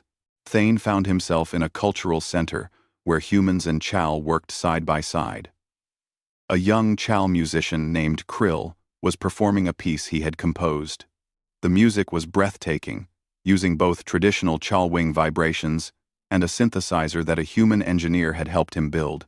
After the performance, Thane approached Krill. That was beautiful. You've mastered both the old and the new. Krill's color patterns showed pride.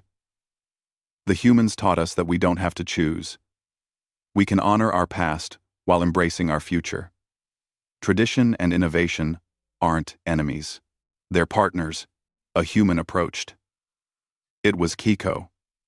Though she looked slightly different than Thane remembered, she had integrated some biological components into her digital form, becoming something that was neither fully digital nor fully physical. Supreme Counselor Thane, she greeted warmly. Or should I say, former Supreme Counselor. I heard you retired. I did. I wanted time to reflect on everything that's changed. And what do you think? Keiko asked. Was it worth it?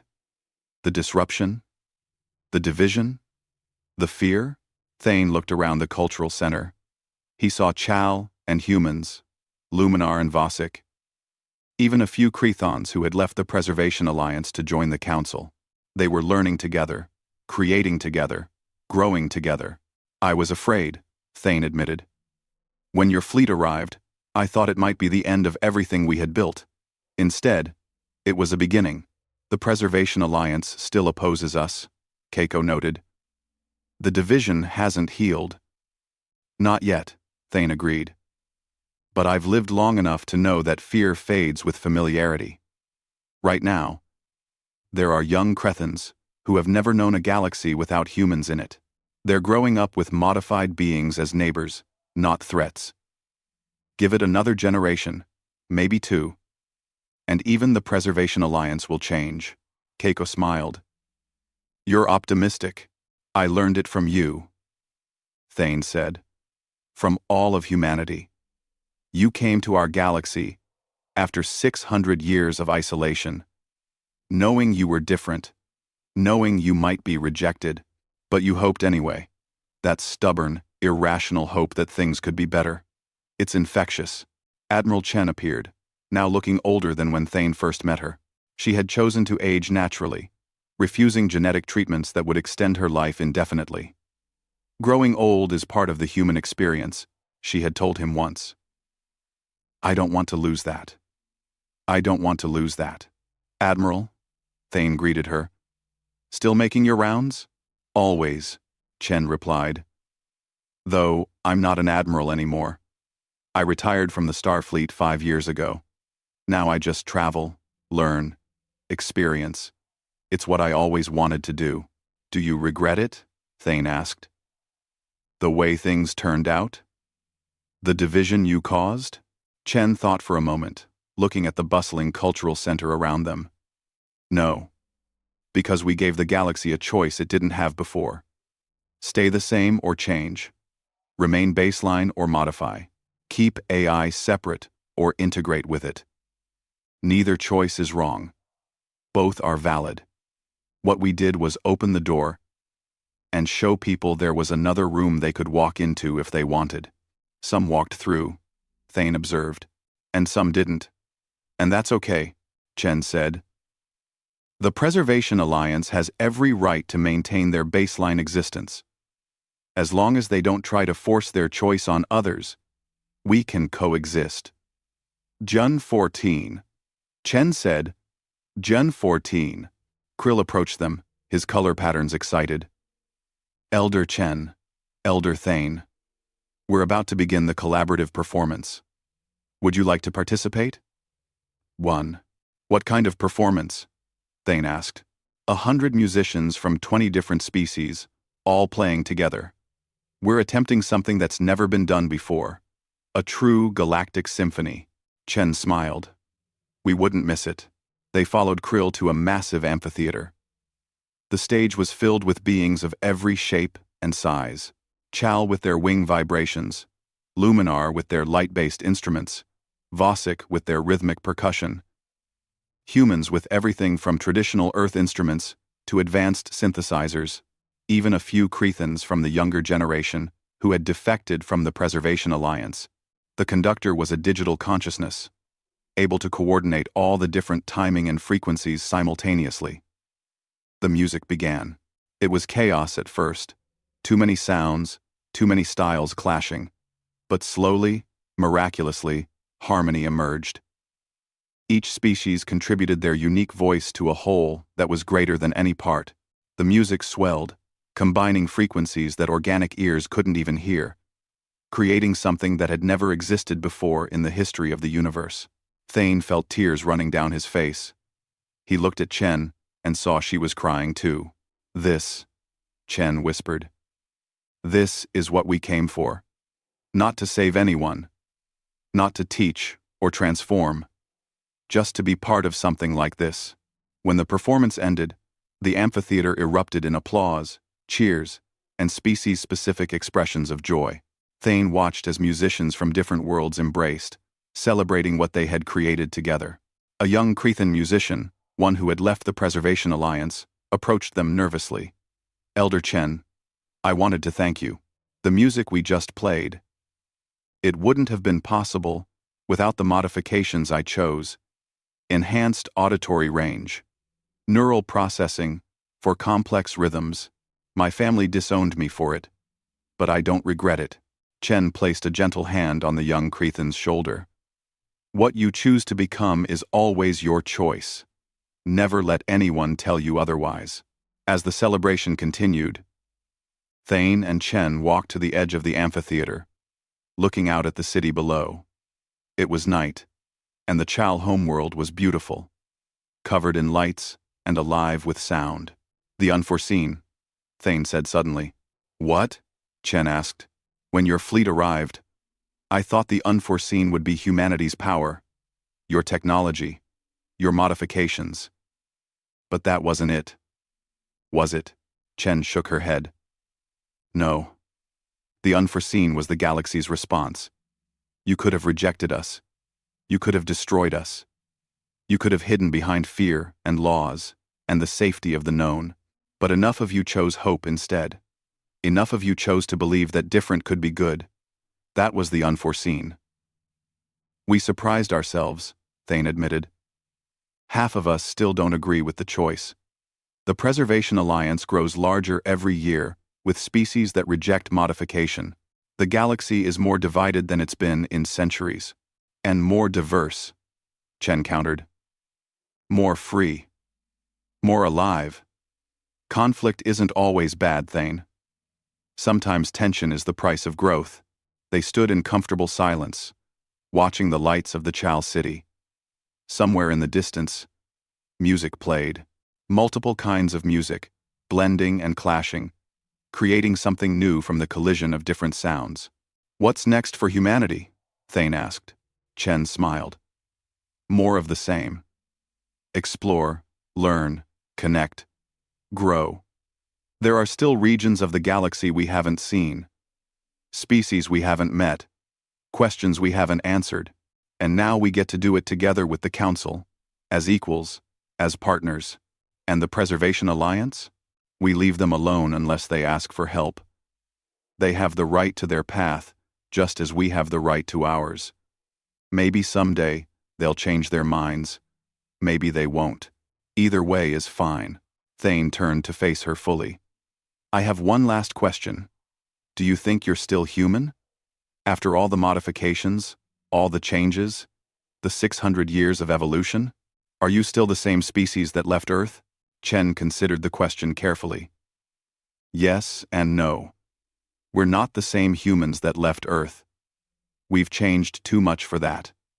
But we're still human in the ways that matter. We're still curious. We're still hopeful. We still care about others. We still want to connect, to understand, to be understood. We still create music and art and stories. We still love, fear, dream, and wonder. She looked at the city below, at the mixing of species and cultures and ideas. Being human was never about having the right number of limbs or the right kind of DNA. It was about the spirit, the drive to become more than we are, to reach beyond our grasp, to hope for something better even when all logic says we should give up. That's what makes us human, and we'll never lose that, no matter how much we change on the outside. The words hung in the air between them. Finally, Thane nodded. Then welcome home, Admiral Chen. Welcome to the galaxy. I'm glad you came, Chen smiled. So are we, Supreme Counselor. So are we. Above them, the stars shone down on a galaxy transformed. Not conquered, not invaded, not destroyed. Just changed, evolved, opened to new possibilities. Some embraced the change, others rejected it. But everyone had the choice, and that choice was the greatest gift humanity could have given. The human Starfleet had arrived, and the galaxy had watched the unforeseen unfold. Not war, not domination, not the end of all things, but connection, growth, and hope. And in the end, that made all the difference. The bridge of the exploration vessel Horizon hummed with the quiet efficiency of a well-oiled machine. Captain Tom Reed sat in his command chair, blue eyes fixed on the vast starscape that stretched before him. His ship was 3 months into its patrol route through the outer colonies, and so far, it had been uneventful, perhaps too uneventful. Status report, he called out, more from habit than necessity. First Officer Lisa Bell looked up from her console. All systems normal, Captain. We'll reach Colony Outpost 7 in about 48 hours. Tom nodded. Lisa was reliable, steady, and sharp. He'd served with her for 5 years now, and in that time, she'd never once let him down. Unlike some of the newer crew members, she didn't get caught up in wild stories or space myths. Sir, called Tactical Officer James Wilson from his station, I'm picking up something strange on long-range sensors. James was young but skilled, with a keen eye for details others might miss. It's gone now, but for a moment, there was something. Engineer Mike Cooper snorted from where he was checking system diagnostics. Probably just sensor ghosts. This region is known for magnetic disturbances. It wasn't a disturbance, James insisted. It had a pattern to it. Don't tell me you believe in the ghost ship too, Mike said with a laugh. Next you'll be saying it was the Spectre itself coming to haunt us. Tom raised an eyebrow. The what? Lisa sighed. It's nothing, Captain. Just an old story that's been circulating among the outer colonies. Supposedly, there's a phantom ship that appears and disappears near the Orion Nebula. Some say it's a lost military vessel from the early colony wars. It's not just a story. Communications specialist Anna Ward chimed in, turning in her chair. Her eyes were bright with excitement. My cousin works on Mining Station Delta, and they saw it last month.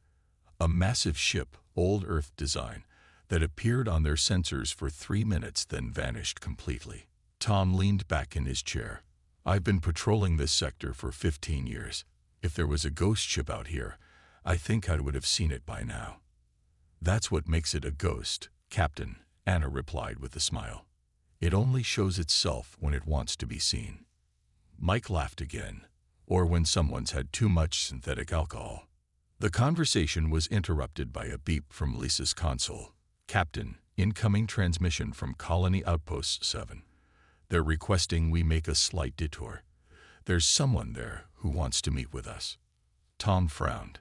Did they say who or why? Just that it's important. Something about unusual activity in the sector. Plot the course, Tom ordered. Let's see what's so important. 2 days later, the Horizon docked at Colony Outpost 7, a spinning ring-shaped station that served as a supply hub for the mining operations in the area. Tom and Lisa made their way through the crowded main concourse, past traders and miners and families going about their daily business. The station administrator, a thin woman named Keller, led them to a small meeting room near the outer ring. He's been waiting for you, she said. Keeps saying he has information that could save lives. When the door slid open, Tom was surprised to see an old man sitting at the table.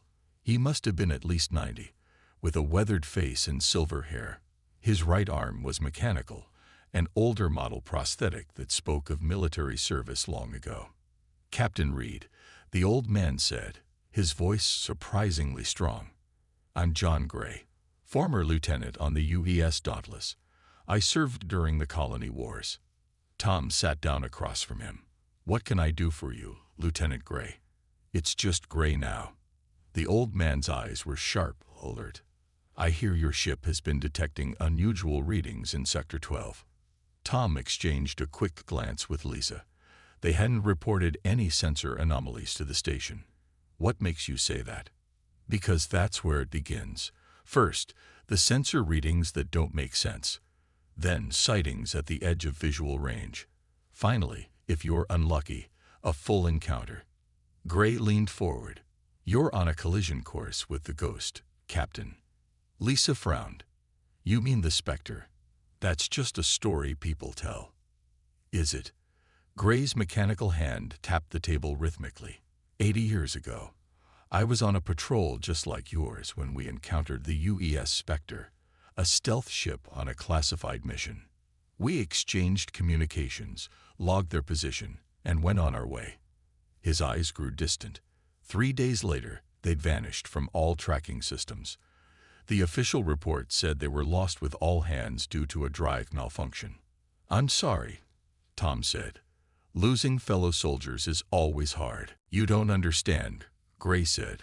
6 months after they disappeared, the Spectre appeared again, right in the middle of a skirmish with rebel forces. It fired on the enemy ships, saved our entire squadron, and then vanished again before we could make contact. Tom studied the old man's face for signs of senility or deception, but found only earnest concern. Even if I believed you, what does this have to do with us? Because it's happening again. Over the past month, there have been 7 sightings in your patrol area. The pattern is the same as 80 years ago. Gray slid a data chip across the table. These are all the records I've managed to gather. Sensor readings, visual data, everything. Tom pocketed the chip. I'll look into it, but I can't promise anything. Just be careful, Captain, Gray warned. The Spectre isn't dangerous on its own, but where it goes, trouble follows. And if you do see it, his voice dropped. Remember that not all ghosts know they're dead. Back on the horizon, Tom called his senior officers to the briefing room and played the data from Gray's chip. The sensor readings showed brief energy spikes throughout sector, appearing and disappearing with no discernible pattern. It could be anything, Mike said with a dismissive wave. Solar flares, asteroid impacts, illegal mining operations.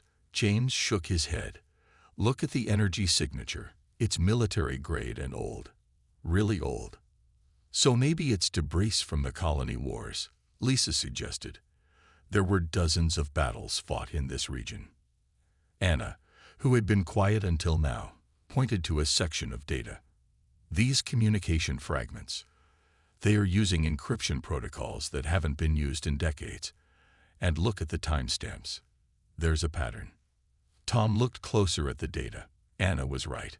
When arranged chronologically, the appearances weren't random at all. They were systematic, like a search pattern. Whatever this is, Tom said slowly, it's moving with purpose, and its next appearance should be. He traced the pattern forward, here, near Mining Outpost 42. That's less than a day's journey at maximum speed, Lisa noted. Tom stood up. Plot a course. If there's something out there, ghost ship or not, I want to know what it is before it reaches any civilian outposts. As the officers filed out, Tom stayed behind, staring at the display. The rational part of his mind told him there had to be a logical explanation for the anomalies. Ships didn't just disappear and reappear across decades. But after 15 years in deep space, he'd learned one important lesson. The universe was stranger than anyone imagined, and some legends had their roots in truth. The question was, what truth lay behind the legend of the ghost ship? And more importantly, what would happen when they found it? The horizon cut through the darkness of space. Engines pushed to maximum as they raced toward Mining Outpost 42. Captain Tom Reed hadn't slept in nearly 20 hours, but adrenaline kept him alert. If the pattern held true, whatever was causing the strange readings would appear within the next 6 hours. Status report, he called, rubbing his tired eyes. All systems running at peak efficiency, Engineer Mike Cooper replied from his station. Though I still think we're chasing shadows. Lisa Bell shot Mike a warning look before turning to Tom. We're 3 hours from the predicted coordinates, Captain. No unusual readings yet. Tom nodded and stood up to stretch his legs. The bridge was tense, each crew member feeling the weight of anticipation. Even Mike, for all his skepticism, checked his readings more carefully than usual. Captain, Anna Ward called suddenly from communications. I'm picking up something strange. Everyone turned toward her station. It's a transmission, but Anna's fingers flew over her console. It's using an old military frequency, and the encryption is like nothing I've seen before. Can you decode it? Tom asked, moving to stand behind her. Anna shook her head. I'm trying, but it's complex. Wait, I'm getting fragments now. She activated the ship's speakers, and a broken voice filled the bridge. Patrol sector, unknown contacts, request immediate, standard protocols. The voice faded in and out, distorted by static and something else, a strange warping effect that made it sound both distant and too close at the same time. That doesn't sound like a recording, James said from Tactical. That sounds live. But who would be using military frequencies that haven't been active for decades? Lisa asked. Tom turned to her. The ghost ship. For once, no one laughed or rolled their eyes. The voice on the transmission sounded real. A person speaking in the present, using protocols from the past. Anna, keep working on that transmission. See if you can clean it up or respond on the same frequency, Tom ordered. James, I want all sensors at maximum sensitivity. If there's anything out there larger than a pebble, I want to know about it. Captain, Mike called, his usual skepticism absent from his voice. I'm detecting an energy signature at the edge of our sensor range. It just appeared. On screen, Tom commanded. The main view screen shifted to show a distant section of space, filled with asteroids and debris. At first, Tom saw nothing unusual. Then, between two large asteroids, something moved. "Magnify," he ordered. The image zoomed in, and Tom felt his breath catch. There, partially hidden by the asteroid field, was a ship. But unlike any ship he'd seen before, its design was clearly human but from an era long past. Sleek and predatory, with sharp angles and massive gun emplacements that modern ships had abandoned decades ago. Most striking was its color, or rather, the lack of it. The hull was a deep, light-absorbing black that seemed to bend the starlight around it. In places, the darkness shimmered and shifted, as if the ship wasn't fully solid. "That's it," Anna whispered. "The Spectre." Tom stared at the image, trying to make sense of what he was seeing. "Can we get any readings from it?" "Negative," James replied, his voice tight. "Our sensors are having trouble locking on. It's like the ship is flickering in and out of normal space. It matches no known ship design in our database," Lisa reported. "But the general configuration is consistent with heavy cruisers from the late Colony War era." The markings, Anna pointed to faded symbols visible on one section of the hull. "Those are Earth military insignias from 80 years ago." Mike, who had been silent, suddenly spoke up. "Captain, that ship is powering up. I'm detecting energy buildup consistent with weapon systems." "Shields up," Tom ordered. "Battle stations." The crew moved with practiced efficiency, but there was a new tension in their movements. This wasn't a pirate vessel or a known enemy. This was something else entirely. "Should we arm weapons?" James asked, finger hovering over the tactical controls. Tom hesitated. "No, not yet. Let's see what they do first." The minutes ticked by intense silence as the mysterious vessel continued to power up its systems. On the view screen, more details became visible as dormant sections of the ship came to life. It was massive, at least twice the size of the horizon, and despite its age, looked deadly efficient. "Captain," Anna called, "I've managed to open a channel on their frequency." "Put me through," Tom said, straightening his uniform. Anna nodded, and Tom spoke clearly. "Unknown vessel, this is Captain Tom Reed of the exploration vessel Horizon. We mean you no harm. Please identify yourself." Silence filled the bridge as they waited for a response. Then, after what felt like an eternity, a voice crackled through the speakers. "This is the United Earth Ship Spectre. You are in restricted military space. Identify yourself and your purpose immediately." The voice was firm, commanding, and completely serious about a restricted zone that hadn't existed for decades. Tom exchanged glances with Lisa before responding. "UES Spectre, we are on a routine patrol mission. There is no restricted zone in this sector. It's open space near Mining Outpost 42. Another long pause followed. "Your information is incorrect," the voice finally replied. "This sector is under military quarantine by order of Earth Command. All civilian vessels are to withdraw immediately." "Earth Command," Lisa whispered.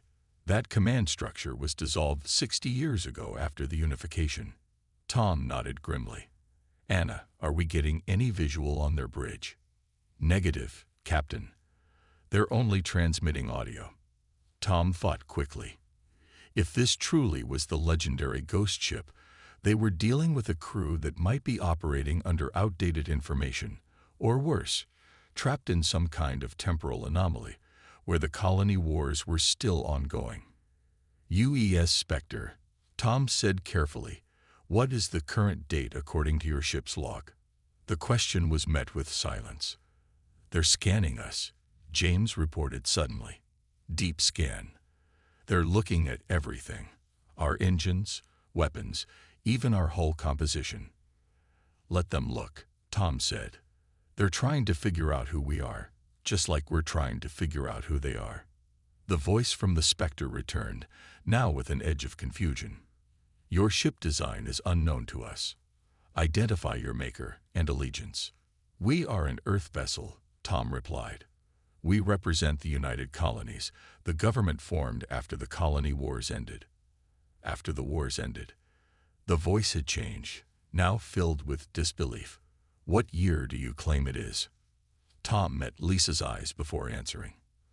By the standard Earth calendar, it's 2472. The silence that followed was heavy. When the voice returned, it was lower, almost a whisper. That's impossible. Our chronometers read 2392. 80 years difference, Anna said quietly. Exactly what Gray told us. Before Tom could respond, James called out, "Captain, energy spike." There. His words were cut off by a brilliant flash of light. The horizon rocked violently as alarms blared across the bridge. "Report," Tom shouted, grabbing his chair for support. They fired a warning shot. James called back, fingers flying over his console. "High-energy beam weapon. Nothing like what we have." It passed within 50 meters of our bow. Damage? None, but our shields wouldn't have stopped it if they'd aimed directly at us. Mike reported, face pale. "That technology it's beyond anything I've ever seen." On the view screen, the Spectre was now fully visible, its engines glowing with an eerie blue light. The ship was no longer hiding. "They're hailing us again," Anna reported. Tom straightened himself. "Put them through." The voice that came through was cold and precise. "That was a demonstration. The next will not miss. You will power down your engines and prepare to be boarded. Any resistance will be met with lethal force." Tom realized that the encounter had just escalated from mysterious to dangerous. Whatever the Spectre was, ghost ship, time anomaly, or something else entirely, it now saw the horizon as a threat. And based on that warning shot, it had the firepower to back up its threats. "Lower shields and prepare to be boarded." "Not a chance," Tom said firmly, gripping the arms of his captain's chair. He turned to Lisa. "Options." Lisa's mind worked quickly. "We can't outgun them. That warning shot proved that. But maybe we can outrun them." "Mike, what's your assessment of their propulsion system?" Tom asked. The engineer studied his readings. "Hard to tell. Their technology is both advanced and outdated at the same time. But if that energy signature is any indication, they might be faster than us too." Anna suddenly straightened in her seat. "Captain, they're gone." "What?" Tom turned to the main screen. Where the massive form of the Spectre had been moments before, there was nothing but empty space and distant asteroids. "Sensors confirm," James reported, bewildered. "No trace of the vessel. It's like it just vanished." Tom stood up, staring at the empty space. "That's impossible. A ship that size can't just disappear." "Unless it's truly a ghost," Anna whispered. "Or has technology we don't understand," Lisa countered. "Some kind of cloaking system, maybe." Mike shook his head. "No cloaking technology I know of can hide a ship that completely. Even the best stealth systems leave some trace. Heat, gravity distortion, something." "Keep scanning," Tom ordered. "They're out there somewhere." The bridge fell silent as each officer focused on their tasks, searching for any sign of the mysterious vessel. Minutes stretched into an hour with no results. Finally, Tom sighed. "Set course back to Colony Outpost 7. We need to report this to Command." 3 days later, the Horizon was docked at Colony Outpost 7. Tom sat in a secure communication room, facing the stern image of Admiral Jones on the screen. "Let me get this straight, Captain," the Admiral said, his bushy eyebrows drawn together. "You're claiming to have encountered a ship that's been missing for 80 years, which fired on you with unknown technology, and then vanished without a trace." "Yes, sir," Tom replied. "I know how it sounds, but my entire bridge crew witnessed it. We have sensor logs and recordings of the communications." The Admiral was silent for a moment. "Your logs show some kind of vessel. I'll grant you that. But the Spectre, that ship was lost with all hands in 2392. That's exactly the year they thought it was, sir," Tom pointed out. Admiral Jones sighed heavily. "I sent your data to our analysts. In the meantime, I'm assigning the Horizon to investigate further. If this is the Spectre, we need to know how it's still operational and what happened to its crew. Tom nodded. What about the mining outposts in the region? If the Spectre is hostile? We've already issued warnings to all facilities in the sector, the Admiral assured him. But your priority is to find that ship again. We need answers, not just ghost stories. Understood, sir.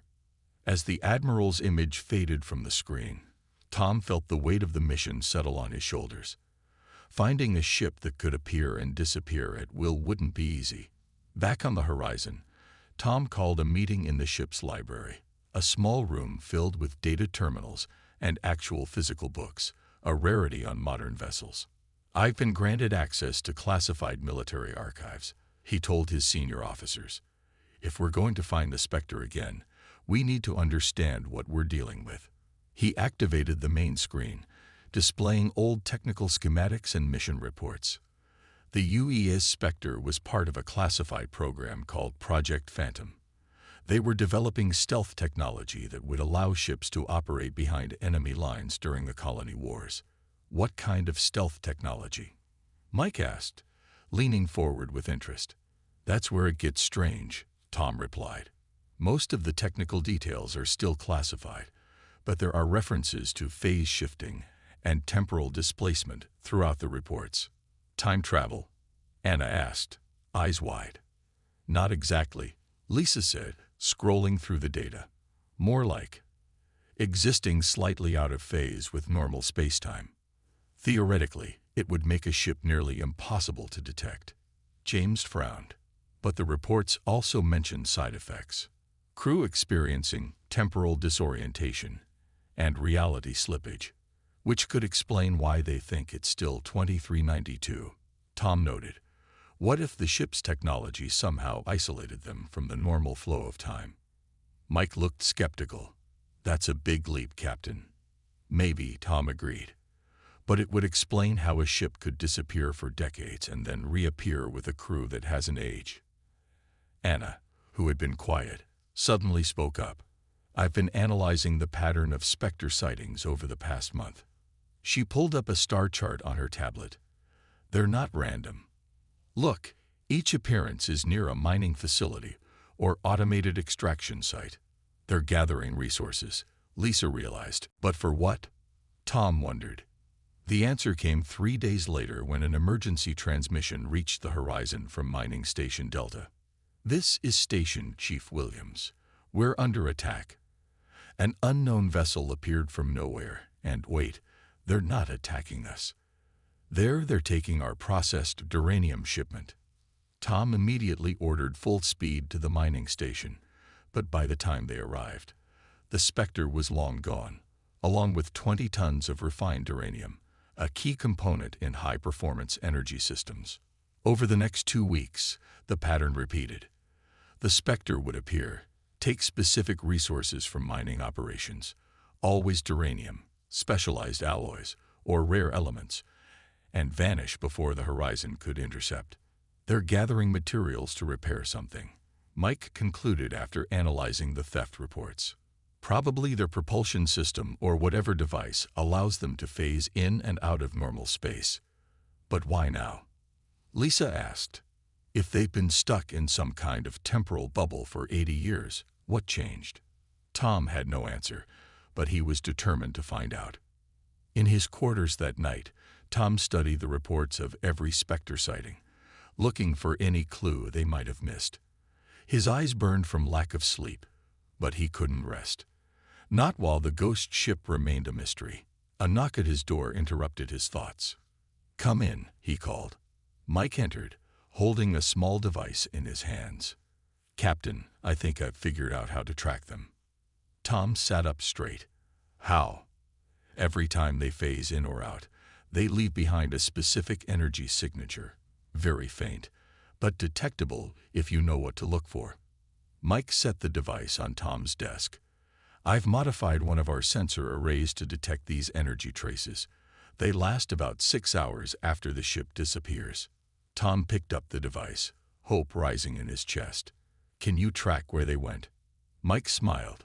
Better. I can predict where they'll appear next. The horizon waited in empty space, all non-essential systems powered down to avoid detection. According to Mike's calculations, the Spectre would appear in this exact location within the next hour to collect radiation samples from a nearby pulsar.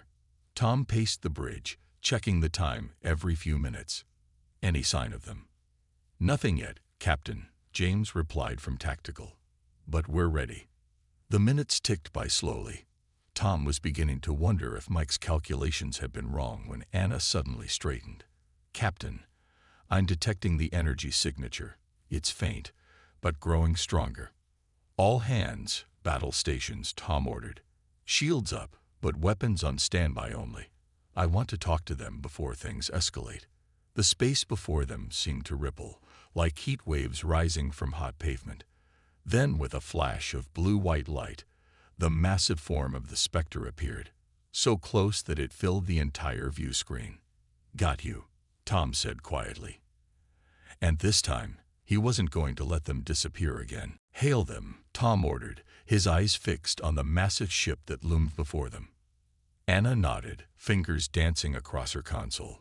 Channel open, Captain. Tom took a deep breath. UES Spectre, this is Captain Tom Reed of the Horizon. We mean you no harm. We only want to talk. The bridge crew waited in tense silence. The Spectre hung motionless in space, its dark hull absorbing the light of nearby stars. It looked both ancient and timeless, a relic from the past that somehow seemed more advanced than their own modern vessel. Finally, a voice responded. This is Commander David Miller of the UES Spectre. Why have you been following us, Horizon? Tom glanced at Lisa before responding. We've been trying to understand who you are and what you're doing in this sector. The UES Spectre was declared lost 80 years ago. Another long pause followed. When Commander Miller spoke again, his voice had lost some of its hardness. Captain Reed, I'm willing to meet with you to discuss our situation. You may dock with us. Bring no more than 3 officers, and come unarmed. Understood, Tom replied. We'll approach for docking. As the communication ended, Lisa immediately objected. Captain, you can't seriously be considering this. It could be a trap. It's our best chance to get answers, Tom said firmly. Lisa, you and Mike will come with me. James, you have the bridge. If we don't check in every 30 minutes, take the Horizon back to Outpost 7 and report to Admiral Jones. James nodded grimly. Understood, sir. As they prepared for the docking, Mike approached Tom in the shuttle bay. I've analyzed more of their energy readings, he said quietly. Whatever technology they're using, it's unstable. There are radiation patterns I've never seen before. All the more reason to find out what's happening, Tom replied, checking his communicator. The short journey from the Horizon to the Spectre was tense. Tom watched through the shuttle viewport as they approached the ghost ship's docking bay, a massive dark opening in the hull that seemed to swallow light rather than reflect it. Look at the hull, Lisa whispered as they got closer. Those aren't battle scars. Tom saw what she meant.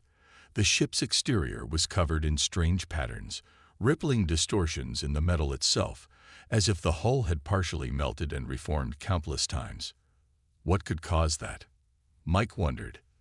Let's find out, Tom said as their shuttle slid into the docking bay. The interior of the Spectre was unlike any ship Tom had ever seen.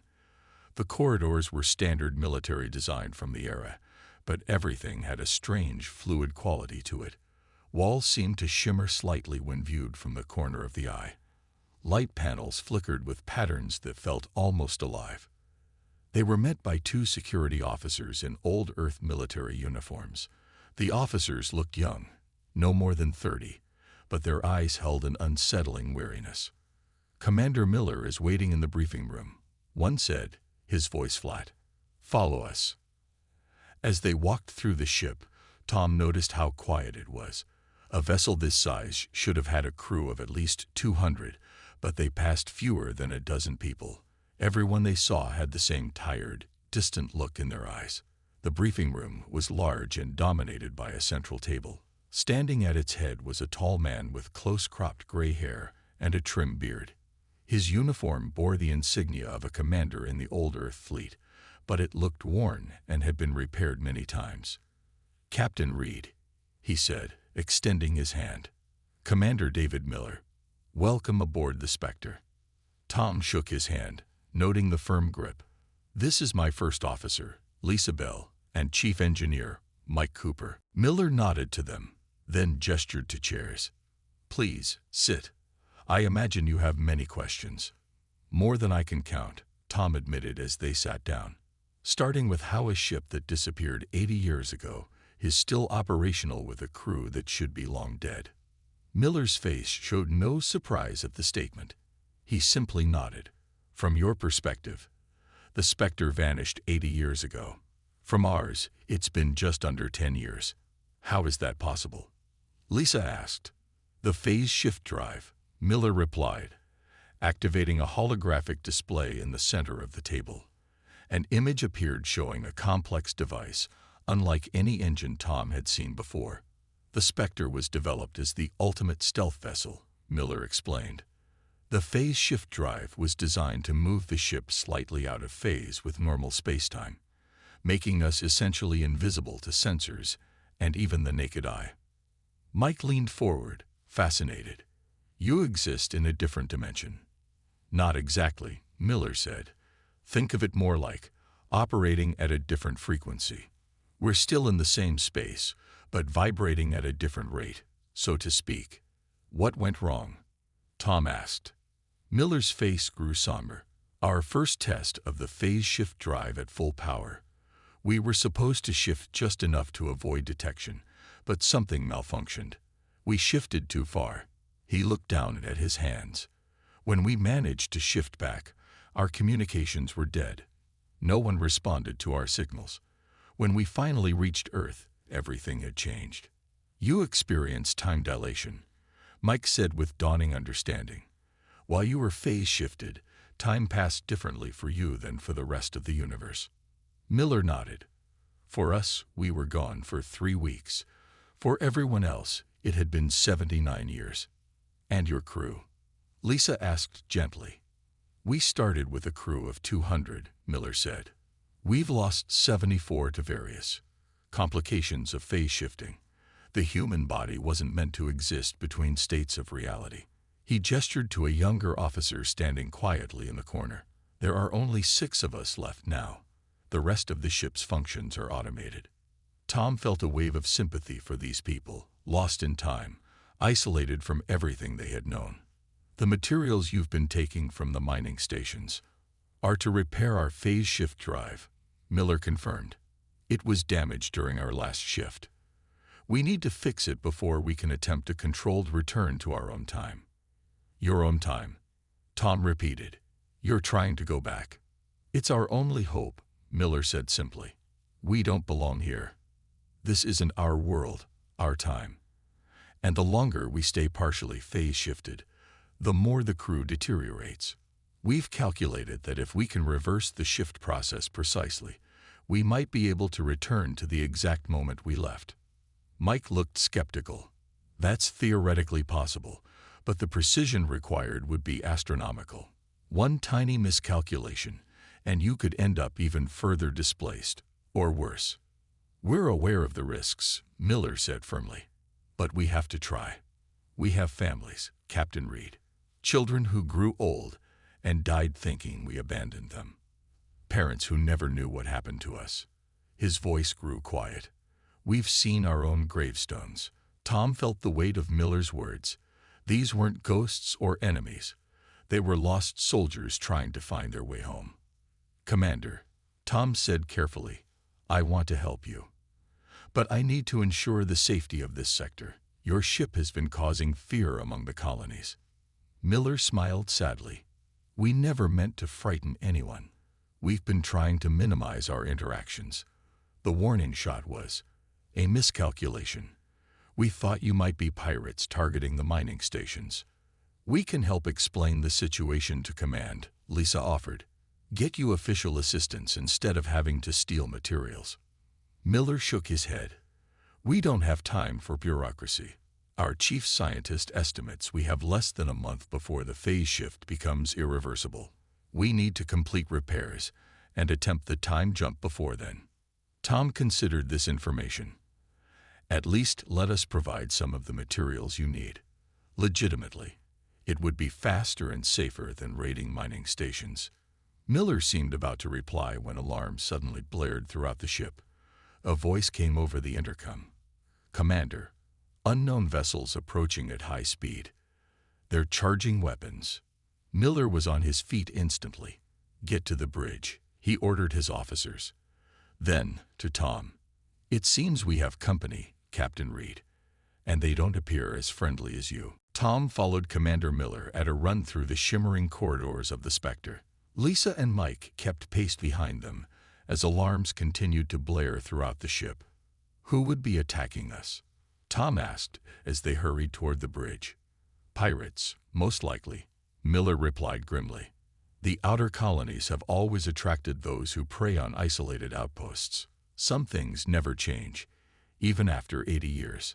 The bridge of the Spectre was a stark contrast to the horizons, where Tom's ship featured modern holographic displays and ergonomic stations. The Spectre's bridge was all metal and hard angles, with physical controls and view screens that seemed ancient yet somehow more solid than their modern counterparts. Only 5 officers manned the bridge, far fewer than would be needed for a ship this size. Each person operated multiple stations, moving between them with practiced efficiency. Report, Miller ordered as he took the captain's chair. A young woman with short blonde hair looked up from the tactical station. 6 vessels, Commander, matching known pirate configurations. They've surrounded our position and are charging weapons. Miller turned to Tom. Your ship is in danger too, Captain. Tom immediately activated his communicator. Read to Horizon. James, we have hostiles approaching. 6 pirate vessels. Get the shields up and prepare for evasive action. Already on it, Captain, James's voice replied. They came out of nowhere. Shields at maximum, but we're outnumbered. Miller studied the tactical display. They want the Spectre, he said. Our technology would make them unstoppable in this region. We need to coordinate our defense, Tom suggested. Together, we might stand a chance. Miller nodded. Agreed. He turned to his tactical officer. Lieutenant Wright, link our targeting systems with the horizon. Let's show these pirates what 2 Earth vessels can do. The next few minutes were a flurry of activity as the crews of both ships prepared for battle. Tom watched with admiration as the skeleton crew of the Spectre worked their stations with incredible skill and focus. They're hailing us, reported the Spectre's communications officer. On screen, Miller ordered. The main view screen flickered to life, showing a harsh-faced man with cybernetic implants covering half his face. Attention, unknown vessels. This is Captain Vex of the Free Raiders. That antique ship of yours is now our property. Surrender and we'll let your crews live as laborers in our mining operations. Miller's face remained impassive. This antique has more firepower than your entire fleet, Captain Vex. I suggest you withdraw. Vex laughed, the sound metallic and cold. Big words from a crew of ghosts. Yes, we know about the legendary ghost ship. After today, we'll be the ones controlling the legend. The screen went dark, and Miller turned to Tom. Get back to your ship, Captain Reed. This is about to get very dangerous. Tom shook his head. No, my crew can handle the horizon. I'm staying here to help coordinate our defense. A hint of a smile touched Miller's face. Stubborn. I like that. He turned to his weapons officer.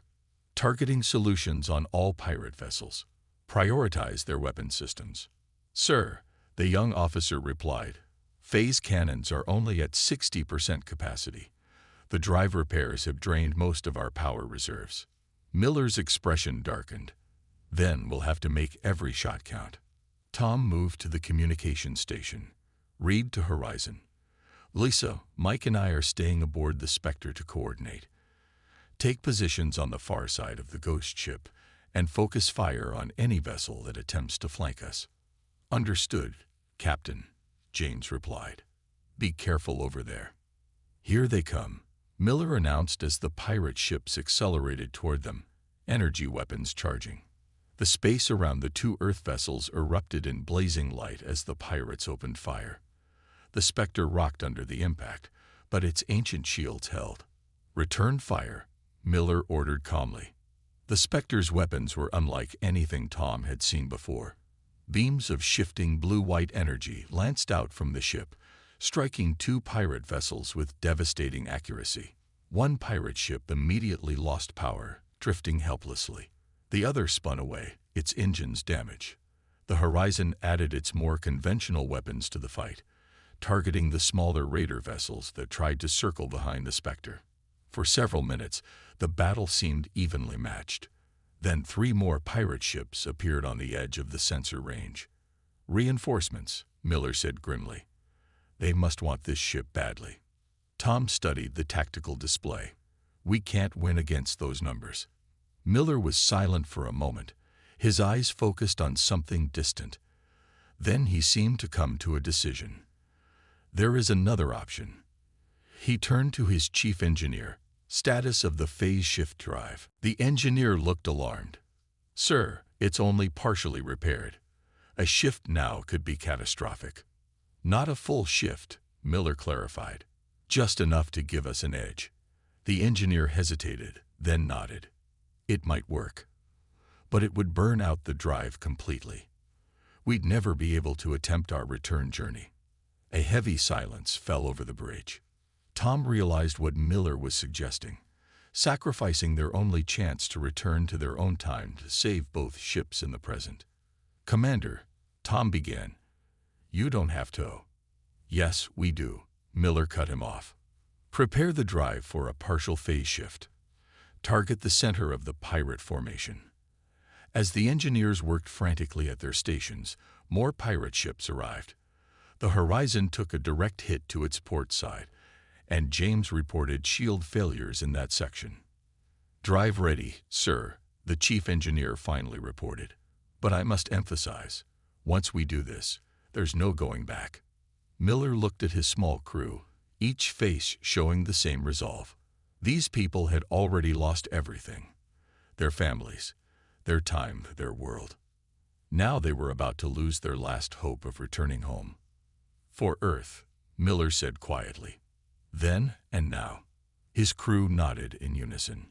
"Execute phase shift," Miller ordered. The lights on the Spectre dimmed as power redirected to the experimental drive.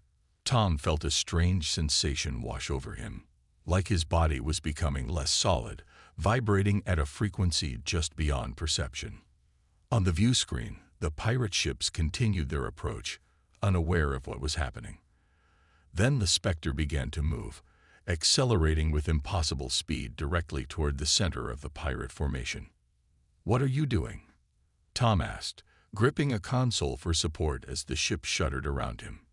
"When we phase shift, we briefly exist in both states," Miller explained, his voice strangely distant.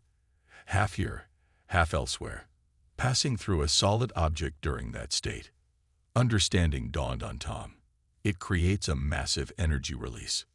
Miller nodded, enough to disable their entire fleet without destroying them completely. The Spectre shot forward, its hull now shimmering with blue energy.